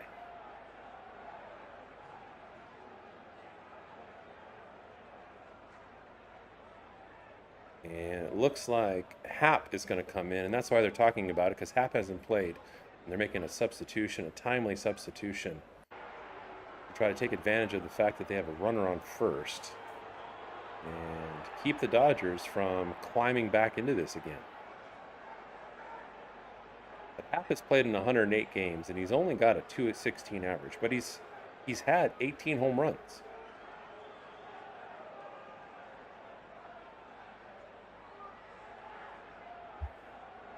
So higher power forbid that Happ hits a home run off of this dude. But Enriquez has only given up one home run the whole season so far, so it's not likely. First pitch misses well inside for a ball. And that's something that I don't take for granted. The fact that the catcher Alonso was able to gather that up with the guy on first. So we've had a couple of pass balls recently, and I'm not happy about that. And Enriquez throws to first and holds the runner on. It was not just a token throw to first. Trying to catch him with a big lead. Let's take a look at the 3D. This is something we can do that you can't do on TV. I can control the camera. And he's past the first cut, so he might be looking to run. And he's not running there.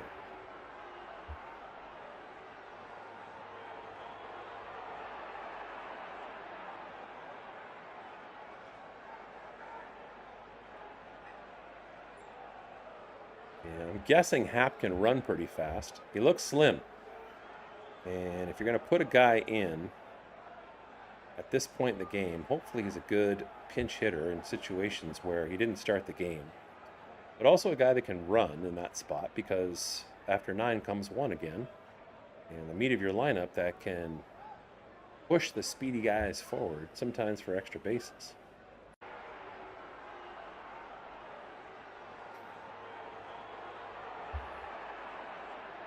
It's early 2-0. Check that. Sorry, 3-0 count.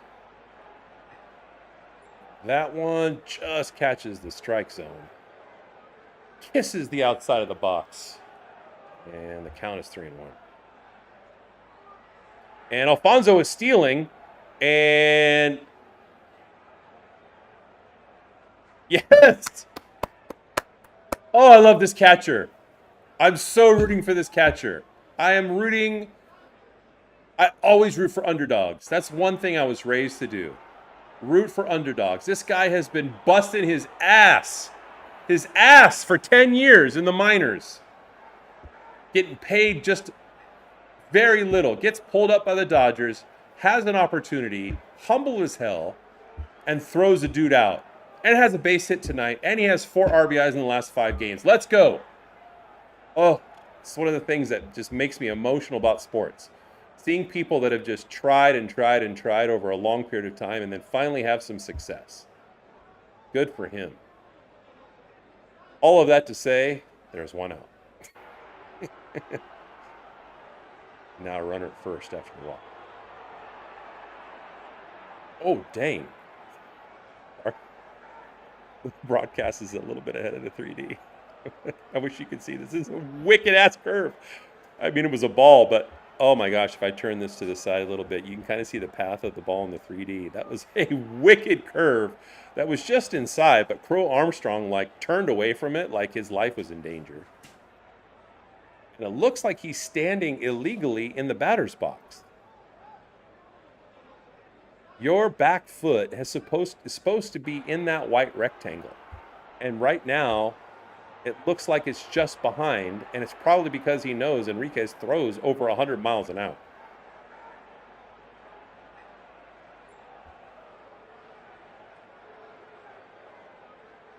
Early count to Pete Crow Armstrong is 1-1. And that was a perfect example. That one was at least 100 miles an hour, 100, 101.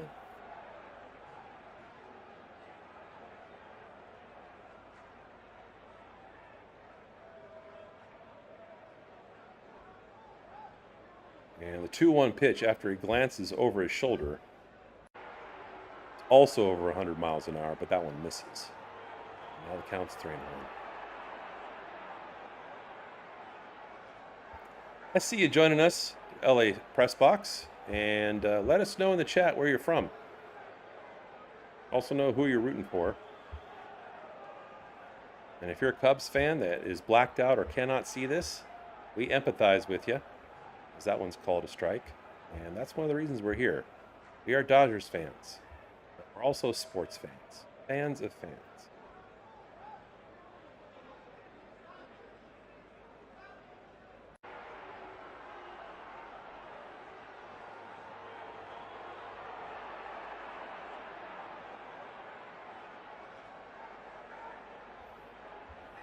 Crow Armstrong steps out with a full count, 3-2. 1 out. One on first.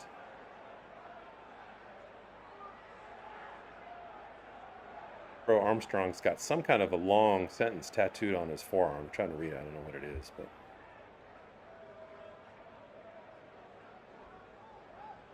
And the next pitch misses for ball 4, and Enriquez walks him.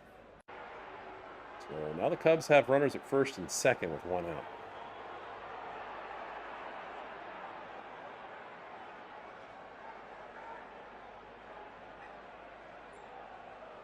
Now Kike comes in, talk to him, along with Alfonso. Not Suzuki. I don't know why the 3D has Suzuki coming out to the mound. The thing I haven't seen recently is a really good slam dance on the mound, thanks to the 3D glitching. And I had to say this because, amongst other things, I'm a high school educator. But kids do not know how to slam dance properly anymore. They just don't. It's really meek, you know? There has to be a certain threshold of violence that you meet that really makes it feel like a risk to be slam dancing. And yeah, I guess that went out of style in the early 2000s. Really, the peak happened during the grunge era, thanks to my generation. So you're welcome, guys. At least you have that piece of American history thanks to us. But Suzuki is now actually batting, and he is 1 for 3 tonight. One of those hits is a home run.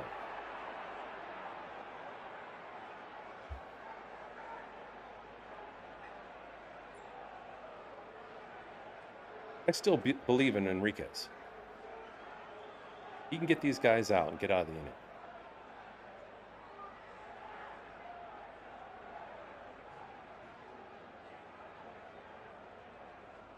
And our research and development department has looked it up, and early reports are that Pete Crow Armstrong's tattoo on his forearm says, "Stay close to anything that makes you feel alive."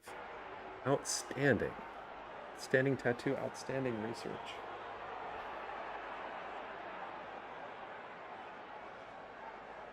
Early count to Suzuki is 2-0. If that's something that interests you, let us know in the chat. We might have to have a tattoo research department. I have a very small budget, but it's worth it. Anything to bring these stories to life.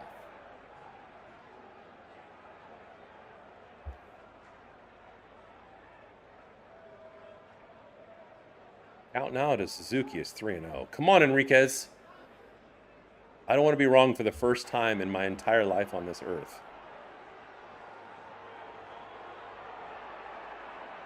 Yes, there's a strike, 3-1. See? Infallible. Charlie, you're being really lazy today.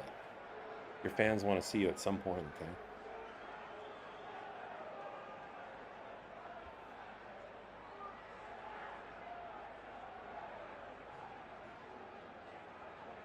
Pitch blown by him over 100 miles an hour. And now with one out, runners are first and second. This is a key moment in the game. It's a full count. So will Enriquez go to the flame? Try to get him on a curveball. I wouldn't be surprised if he went to the curve, as good as his fastball is.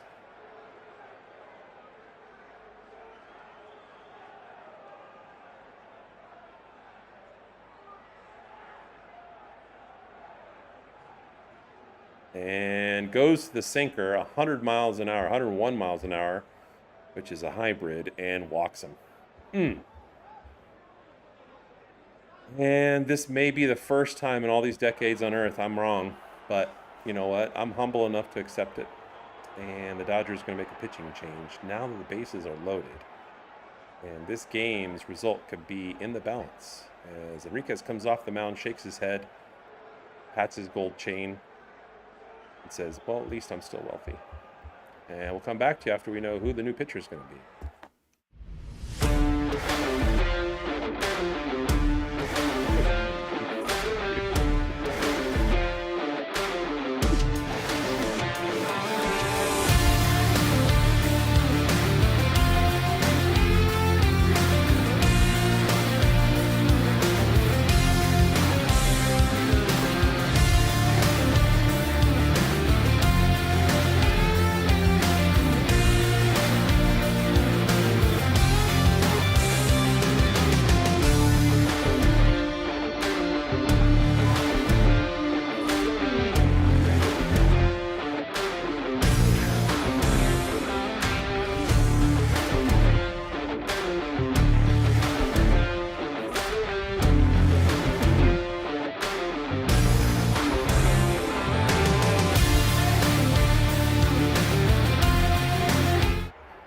And as hopefully you saw in the command center, looks like the Dodgers are going to bring in Tanner Scott, who is their normal closer. The closer, of course, normally has the role of literally closing out a game when your team has the lead, only in the ninth inning. But this I agree with. This is the fine choice by the UCLA Bruin, bringing in Tanner Scott and saying, look, the outcome of this game might be right here. If Tanner Scott can come in and put out this fire on the stove, the Dodgers are still right there, only down by 2. He just has to get one out. He can strike the guy out. He can make a fly ball. He can get a ground ball to any place, any base is a force out, and they're done. Hey, Alaska, you're back. Yes. Oh, Alaska, I thought we had lost you. Wrong. No. No, I thought we said 80 years on Earth last time. Alaska, I got to tell you, as one of the few dedicated fans we have in our early years. Early days. What am I saying? We had connection issues the last couple of weeks as Bregman swings and misses. And I upgraded my internet speed because I have all these like interactive stat command centers I had to actually code. And it was jamming up, gumming up the system. I replaced all the cables, all of that stuff. And now, long story short, we're back in business. So thanks for finding us again, subscriber. And Tanner Scott gets Bregman swinging. Yes, what a great sweeper pitch.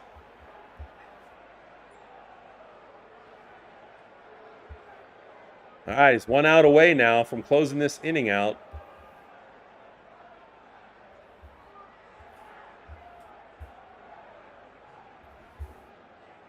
So now Kelly's up. And maybe now that our fan in Alaska, former Californian, who has promised to move back to California at some point, is here. The Dodgers' luck will change, and they will not lose 4 games in a row.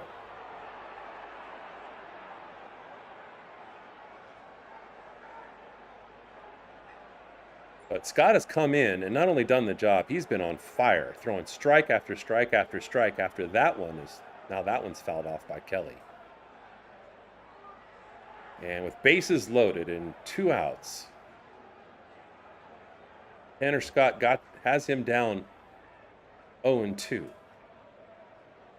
Kelly is 1 for 3 on the evening.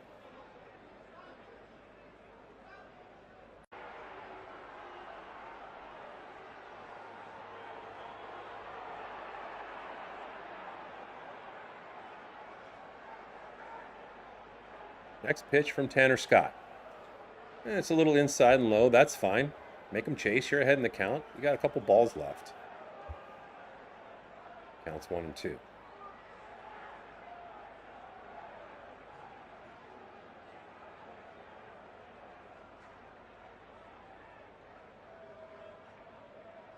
And tries the same spot. I don't know if that's advised. Misses even more. Now the count's even 2-2.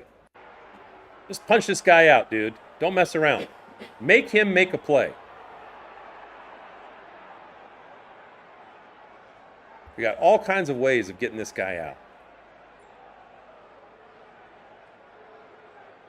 Alaska, you're packing? Are you moving back to California, like, soon? Next one's fouled off.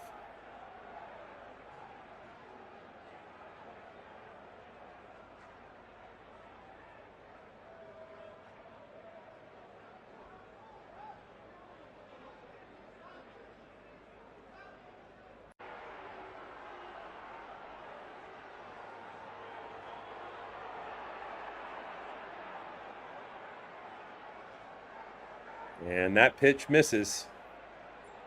And 1 pitch away, if it's a ball, for the Cubs to score. So talk about crunch time.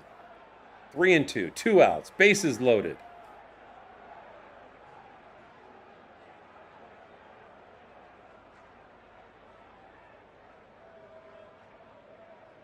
And this pitch looks to be low. I think it's ball 4. The Dodgers are going to challenge, and I'm okay with challenging in crucial situations, but it looked obviously a ball. Yeah. And it is a walk. So another run's going to come home. And now the Cubs are up 3 on the Dodgers. 5-8.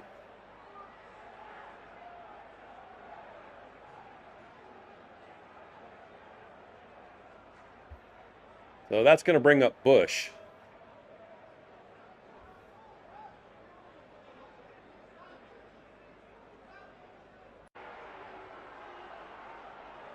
And that one is grounded past second base. A diving second baseman is going to bring in 1 run, make that 2. And now the Cubs up to 10. And Tanner Scott kind of hung that ball up high and was able to give him a really good look at it. And I would say officially now the Dodgers, and there was a pass ball, although that didn't hurt the Dodgers, got by the third baseman. I would say the Dodgers pitching staff is officially in they're officially in struggle mode. Because Tanner Scott is one of their most reliable dudes.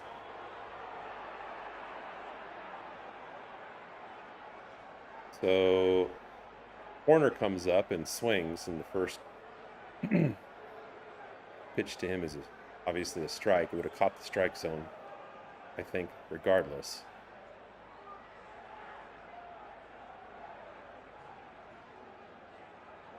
Yeah, it was a wasted challenge.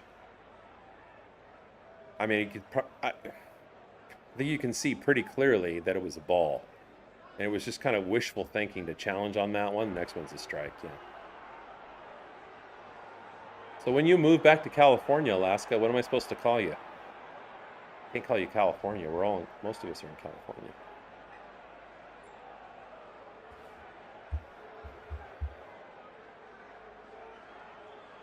And swung on for strike 3. Disheartening inning.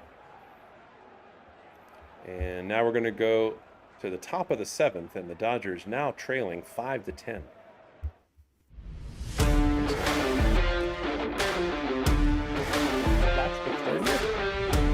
Nope, she said Alaska anyway. The only person that writes in the chat. She said, "How did you know I was here, lol?" You should get on and get in the chat right now. Please.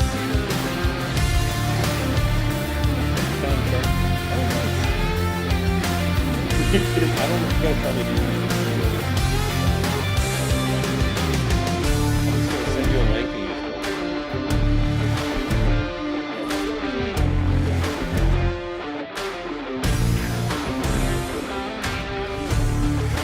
You're shaking the microphone.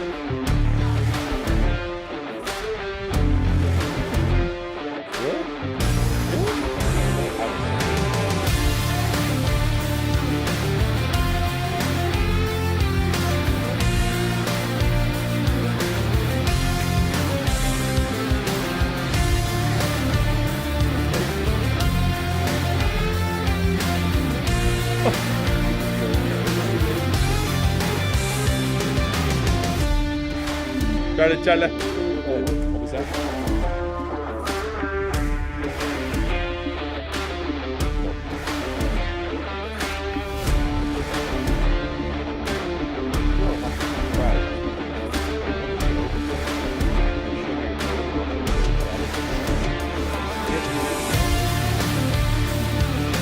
Oh my God. Alaska. Good karma. Dude heard me say his name and jumped in my lap. He must want to say hi to you. All right, so Alfonso comes up.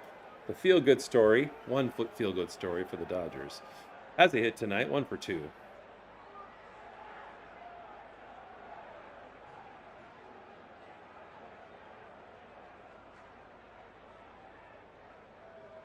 But yeah, the long story is that for 2 weeks I've been struggling with internet. It was timing out, it was freezing. Because, like I said, if you look at the top left corner of your screen, we built this command center that updates statistics for people. People love statistics when it comes to baseball. And we have a pre-game show for that, post-game, all that stuff. And it completely gummed up the system. So you couldn't see anything. I couldn't even, talk in real time. And I couldn't even watch the game. The whole Wi-Fi system was just on the blink as Ohtani comes up with 1 out. And so then I had to rewire. I literally had somebody come out and rewire my house. Upgraded my internet system to quadruple the speed. All of that's, the details don't really matter, but fortunately we're back online and better than ever. And I'm really excited about the fact that it's just working smoother than silk right now. Yeah, all the buffering and freezing as Ohtani grounds out to second base.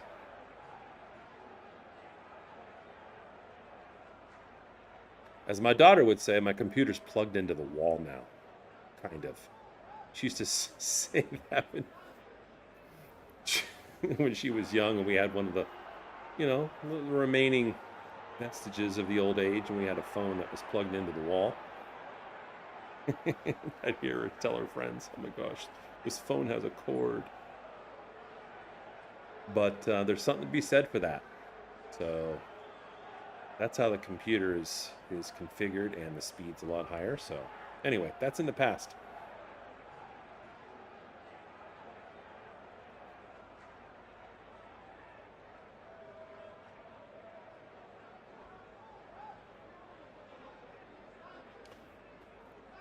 It's not like we didn't try, though. In fact, this last weekend, yesterday and 2 weeks ago before that, we were on camping trips and rushed home, try to broadcast, even though we were real tired. And Charlie said, "Push yourself, Dad, push yourself." And my inspiration, as always, was right.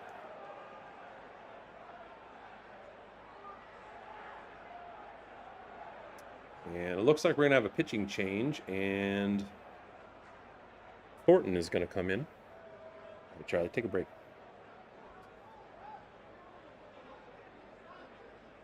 Needless to say, the Dodgers, I mean, we said this before. I might as well show you one of the things that we were developing.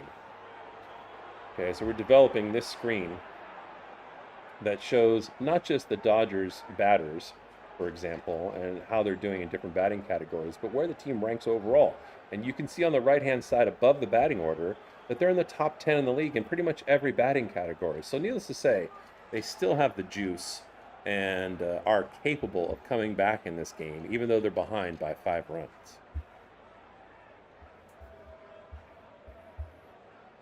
So Trent Thornton comes in.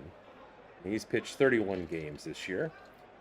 Has an ERA of 2.97, and he's allowed 4 home runs.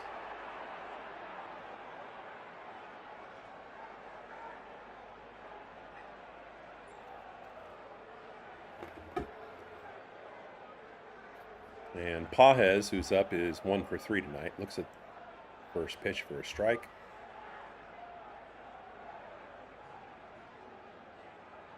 And the next one misses for a ball, so it's even.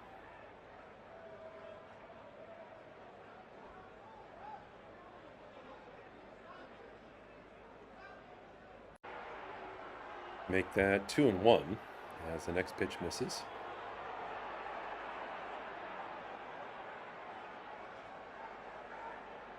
Really excited about in a couple of weeks when we start to transition to doing football games, because that's what I know best.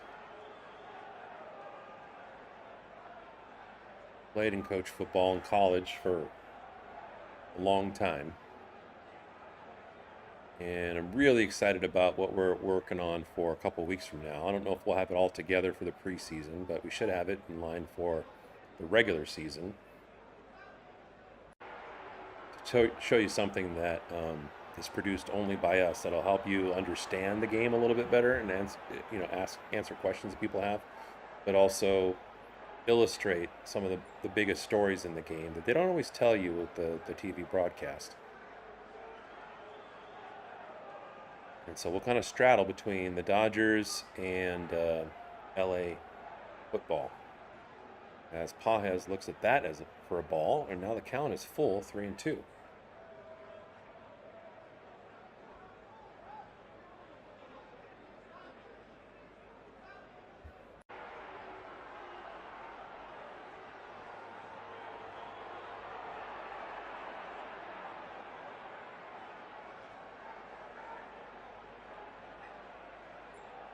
What do you mean by fuzzy, Alaska?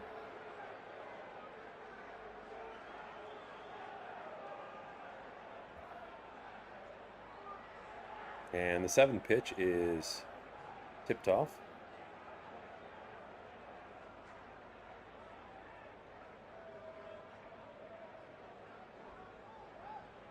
So the 9th pitch is coming up. Oh, I like the Rams and the 49ers. Both are really good choices.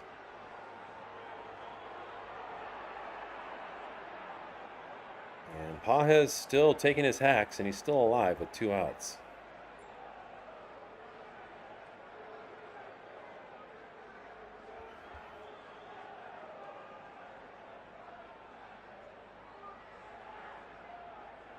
And that one's flied high and in between first and second. Curls back to first base, and the catch is going to be made there for the 3rd out of the inning. And now we go to the 7th inning stretch with the Dodgers still at 5 and the Cubs at 10.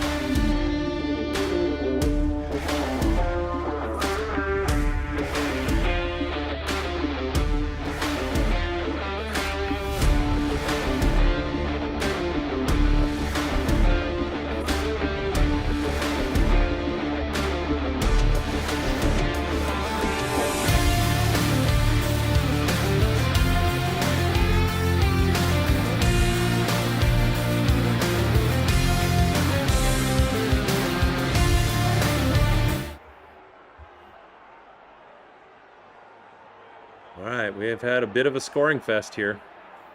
So we'll see if that continues. The Dodgers bring in Jonathan Hernandez.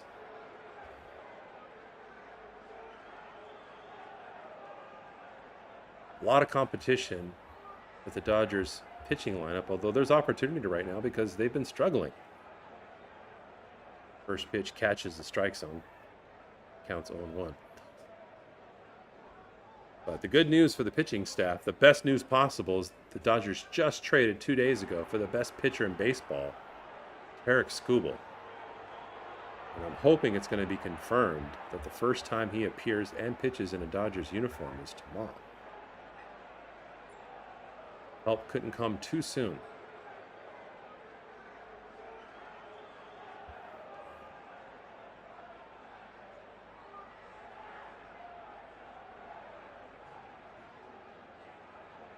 And the next pitch swung on a miss for strike 3.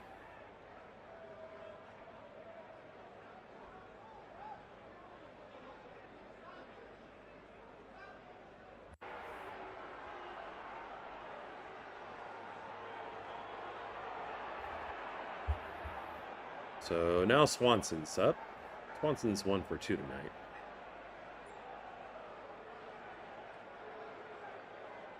Only batting .211 on the season.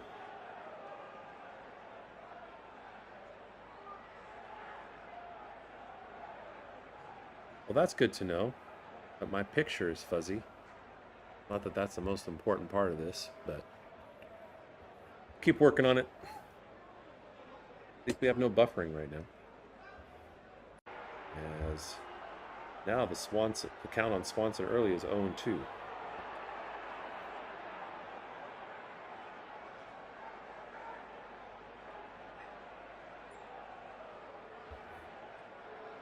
Swanson is 0 for his last 21 at bats.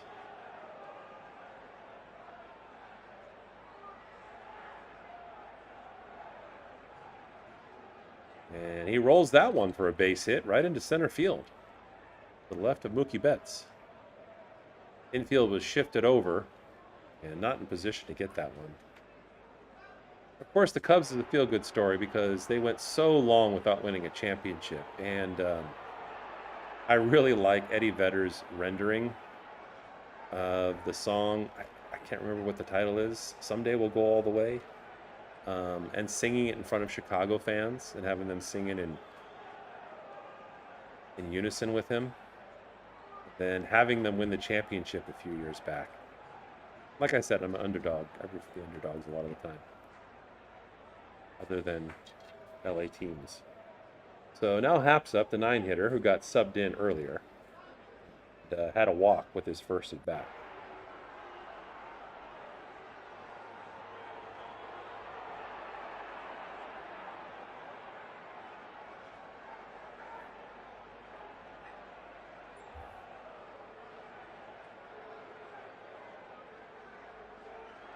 Oh, misses. Early counts 2-1 to Hap. First, 1 out.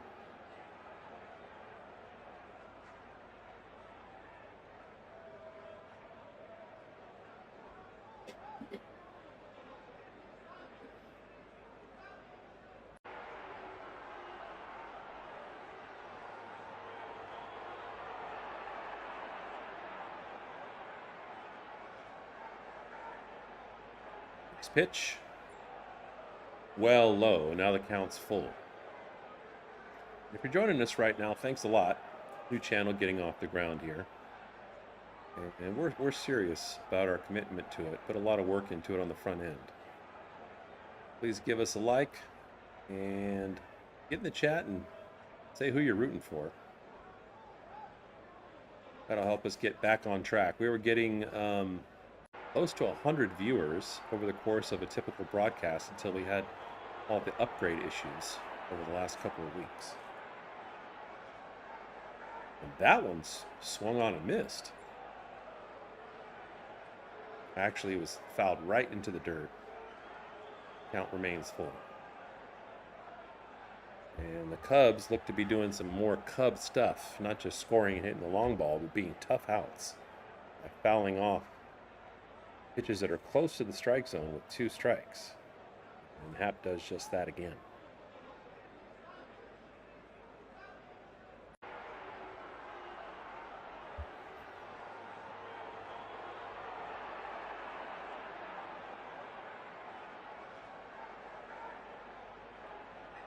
Pitch on the way.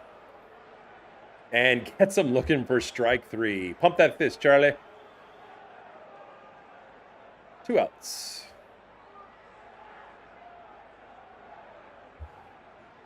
And that brings up Pete Crow Armstrong, who's 1 for 3. And one of the best hitters in baseball. Quick timeout. A ball.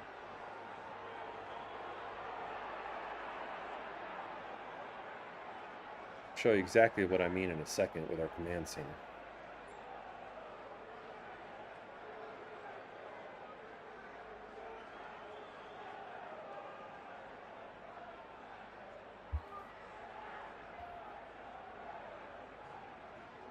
So you can see here in the top of the lineup on the left-hand side, all that gold across the way. Pete Crow Armstrong, their leadoff hitter, playing center field. I set this up so that if they're in the top 20 for players in the majors, it lights up gold. Now you can see Shohei over here is top 20 in pretty much everything.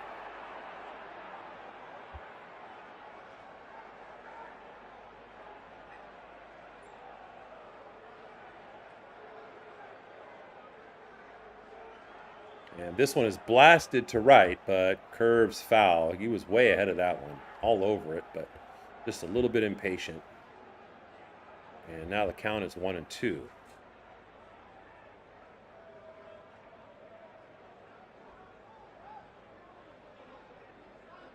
Dodgers staring down the prospect of losing 4 straight games. This one is also fouled off.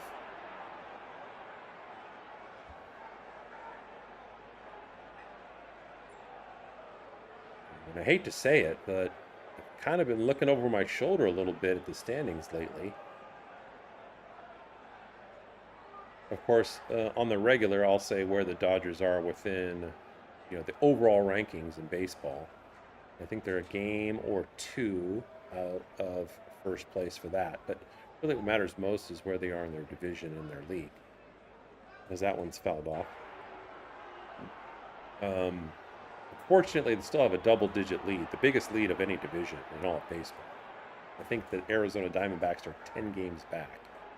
But they and the Padres have been playing a little bit better lately.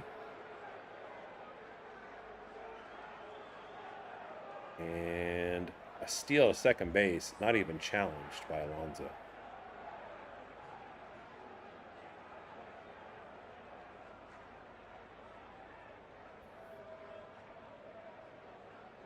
But if Jonathan Hernandez just gets this guy out, all is well. At least with this inning. And it's a fly to deep right, well, kind of medium right, and Kyle Tucker makes the catch. And so at the end of 7, it is now the Dodgers 5 and the Cubs 10.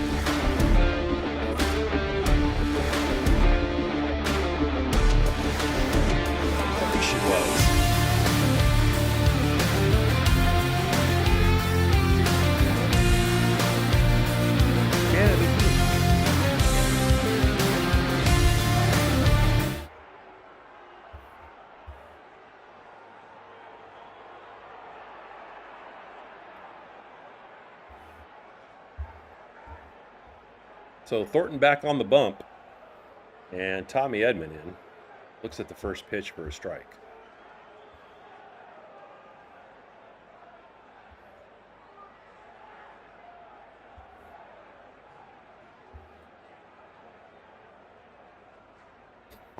And pops that up. Easy play for the Cubs, and one away.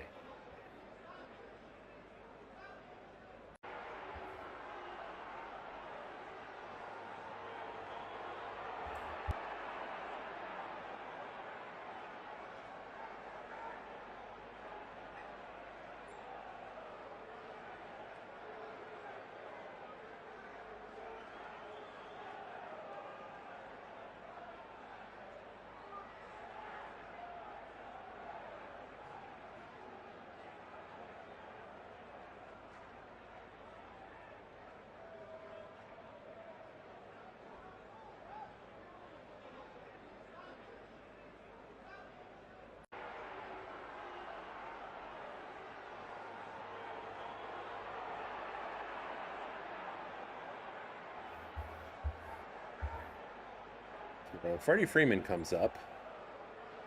The top of the eighth, as the Dodgers now are down to their last 5 outs.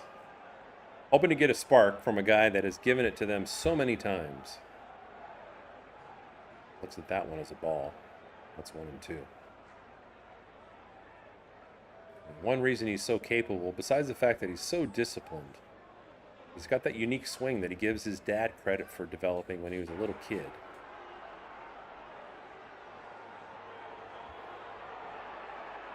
This pitch also misses 2-2.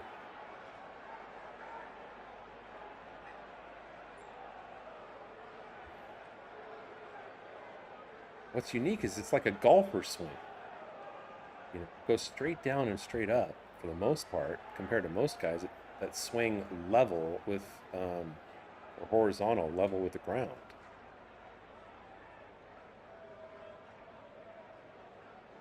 Fouls that off, it counts 2-2.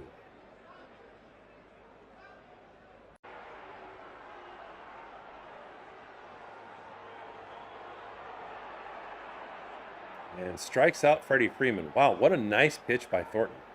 That almost looks like a softball rise ball, where it gets higher as it goes. Reminds me of a cutie, Jenny Finch, years ago. That was the Rave as a pitcher, and who challenged some major league batters to hitting off of her, and they had real trouble over best pitches, as is often the case in softball, is the rise ball. Now Betts comes up to face Thornton and looks at the first pitch for a strike.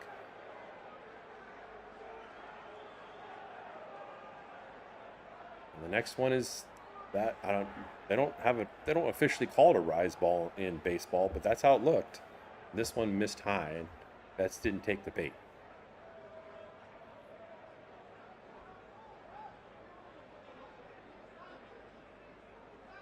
And that one is called a ball and challenged by the catcher, who touches his head.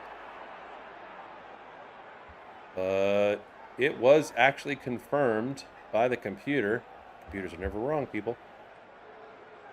Unless they're trying to fix the code for my podcast. And it's spam from Aron. And that challenge is unsuccessful, and the call is confirmed. And then Mookie swings to the next pitch, and now the count's 2-2.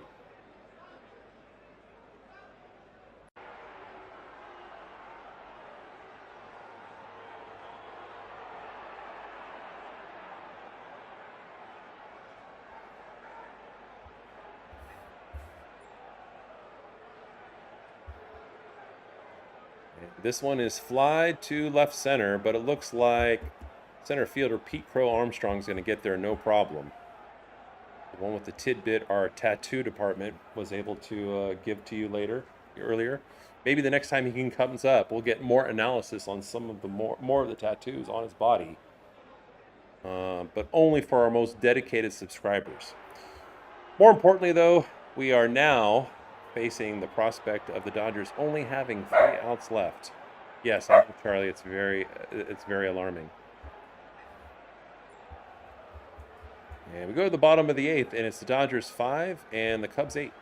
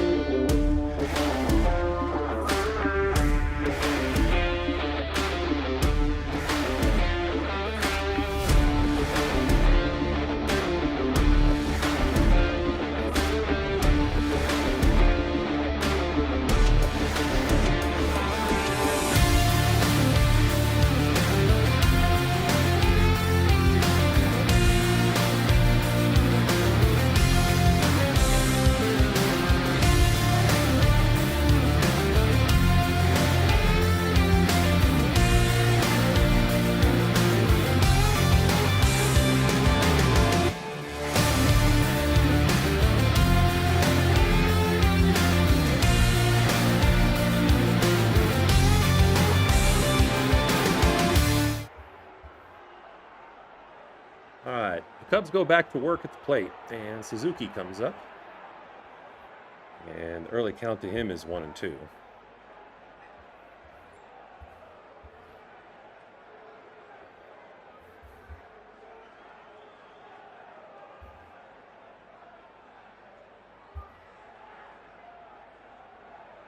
And that one's flied high, but it's going to be short of the wall and not a second home run for Suzuki, thankfully.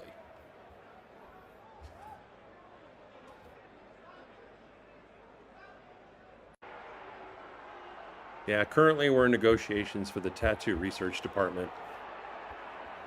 We're going to see long term what the value is. Although it's intriguing. I don't know many live streamers that have in-depth research about player tattoos, as Bregman grounds out to third. The throw pulls Freddie Freeman slightly off of first base, but he's able to, I think, keep his foot on the bag, plus tag the runner just for a little bit of insurance.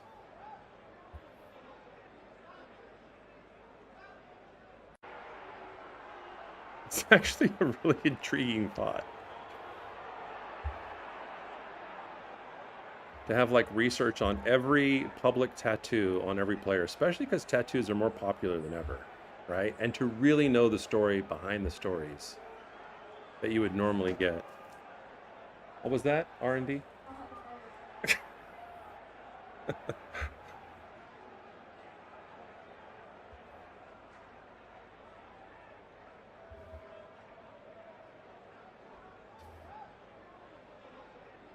And the next pitch is fly to right center for Andy Pages, but that's easy with that kind of footwork and speed that I talked about earlier. That could make him a solid football player, but very wisely chose baseball with much less of a contact rate. And now the Dodgers are coming up for what is their final 3 outs in this game.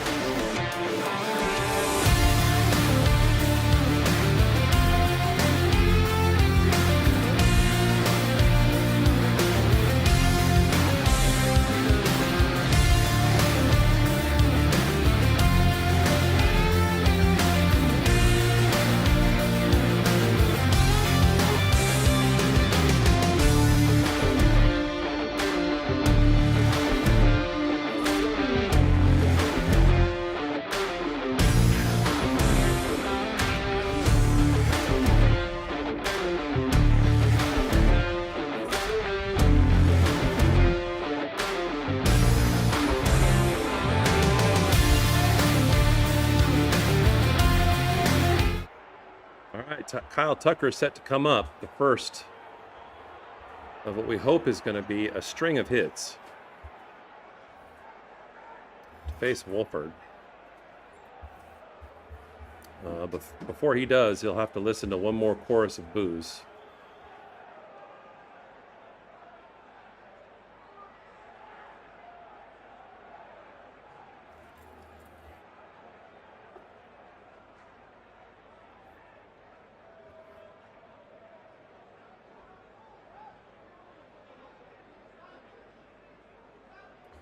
Woodford has pitched in 17 games this year. His ERA is a huge 7.46.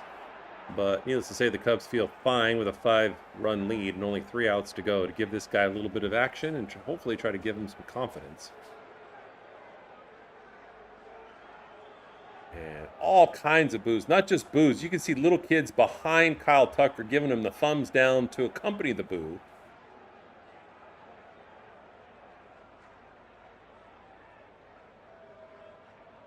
But you know, there's ways that fans can root for their teams and boo teams and still have my respect. There's certain fans like the Boston fans, they're just straight obnoxious. And I think that's a lifestyle. No offense against people in Boston, but like I've been there. I was walking to Boston and there was a sidewalk that was like, it must have been at least like 15 feet wide. And this older dude in a mechanized wheelchair, came up behind me speeding and was like, "Get out of the way!" I was like, "Bro, you couldn't avoid me." He was grumpy as heck. And the next pitch is hit by Kyle Tucker to left center. Here we go, hit parade. Hats on backwards, hats inside out, whatever rally caps you're going to do for this game, let's get it done. Enough of this losing stuff.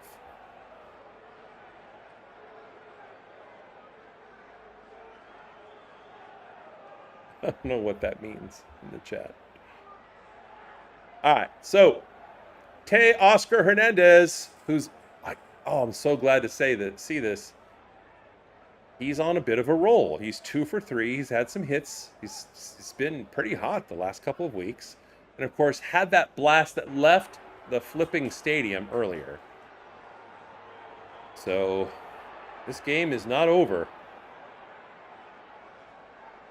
No outs.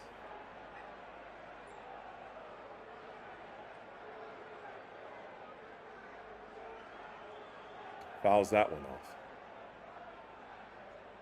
So the count to Teoscar is 1-1.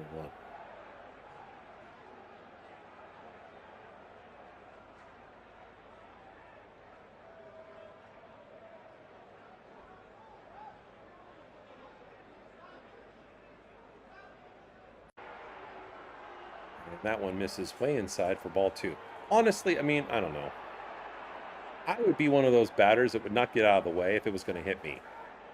Unless it was like 103 miles an hour. Let it hit me and I'll go on base. I mean, Teoscar Hernandez is not fragile. Come on, bro. Now, if it's near my head, of course. I mean, you got to protect the supercomputer that runs the system. But if it's going to hit anywhere in my body, my shoulder, my left hip, I'm fine. Do it for the glory.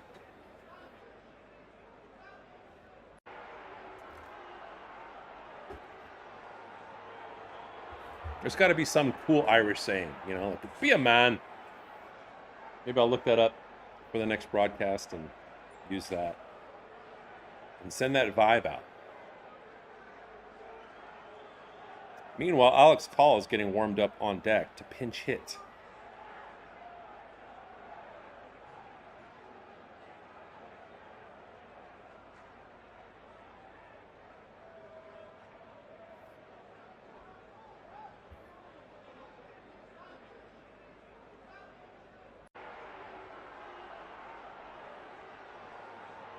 And that one is grounded to third base. Picked up, thrown to second for the first out, and then relayed to first for the second.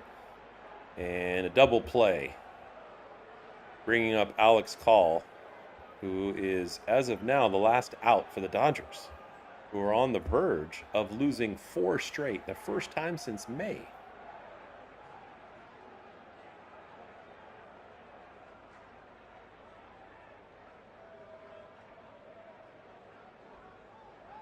Paul is batting .313, although he hasn't had a lot of at-bats this year. He's done some good, timely things. But he hasn't had a lot of at-bats. That one misses inside, and he does limbo to get out of the way. Now, I'm okay with that. I'm okay with that.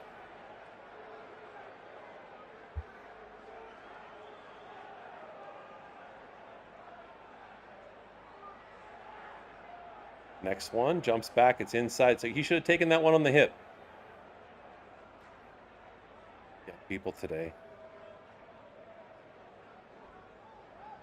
So concerned with safety.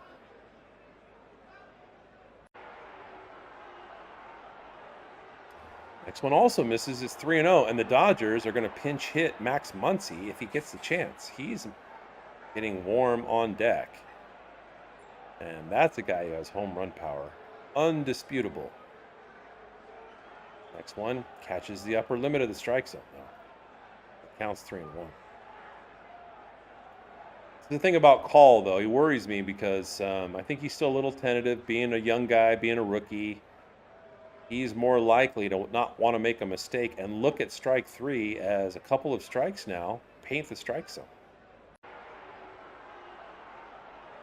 I know they told Alex Call when he was a little kid, like every other little kid, protect the strike zone and swing at anything close with 2 strikes. See if he does it here. And he does, and he hits a shot to shortstop, but the shortstop catches it right away. And so that is it for the Dodgers in this game. And so, unfortunately, now the Dodgers are giving us a little bit of excitement. But I have said this before, and you know this, Alaska, that when we get the stress and when we have some dark clouds, it makes the sunshine that much more special for us. And I think that goes, once again, not only for sports, but for life. So we will be here again tomorrow, and want to say that we'll have our guns loaded with a couple of new twists and turns. So thanks again to everybody that joined us tonight, and it's great to see some repeat offenders, if you will. But the Dodgers ultimately go down to the home run ball more than anything else, and struggling with starting pitching. So hopefully tomorrow when Skubal comes in, assuming he pitches tomorrow for the first time in a Dodgers uniform, that will create some new momentum, because by all reports, not only is an outstanding pitcher, but he's an outstanding teammate who increases the level of competitiveness and winning culture on a team. And you can never have too much of that. So thanks again.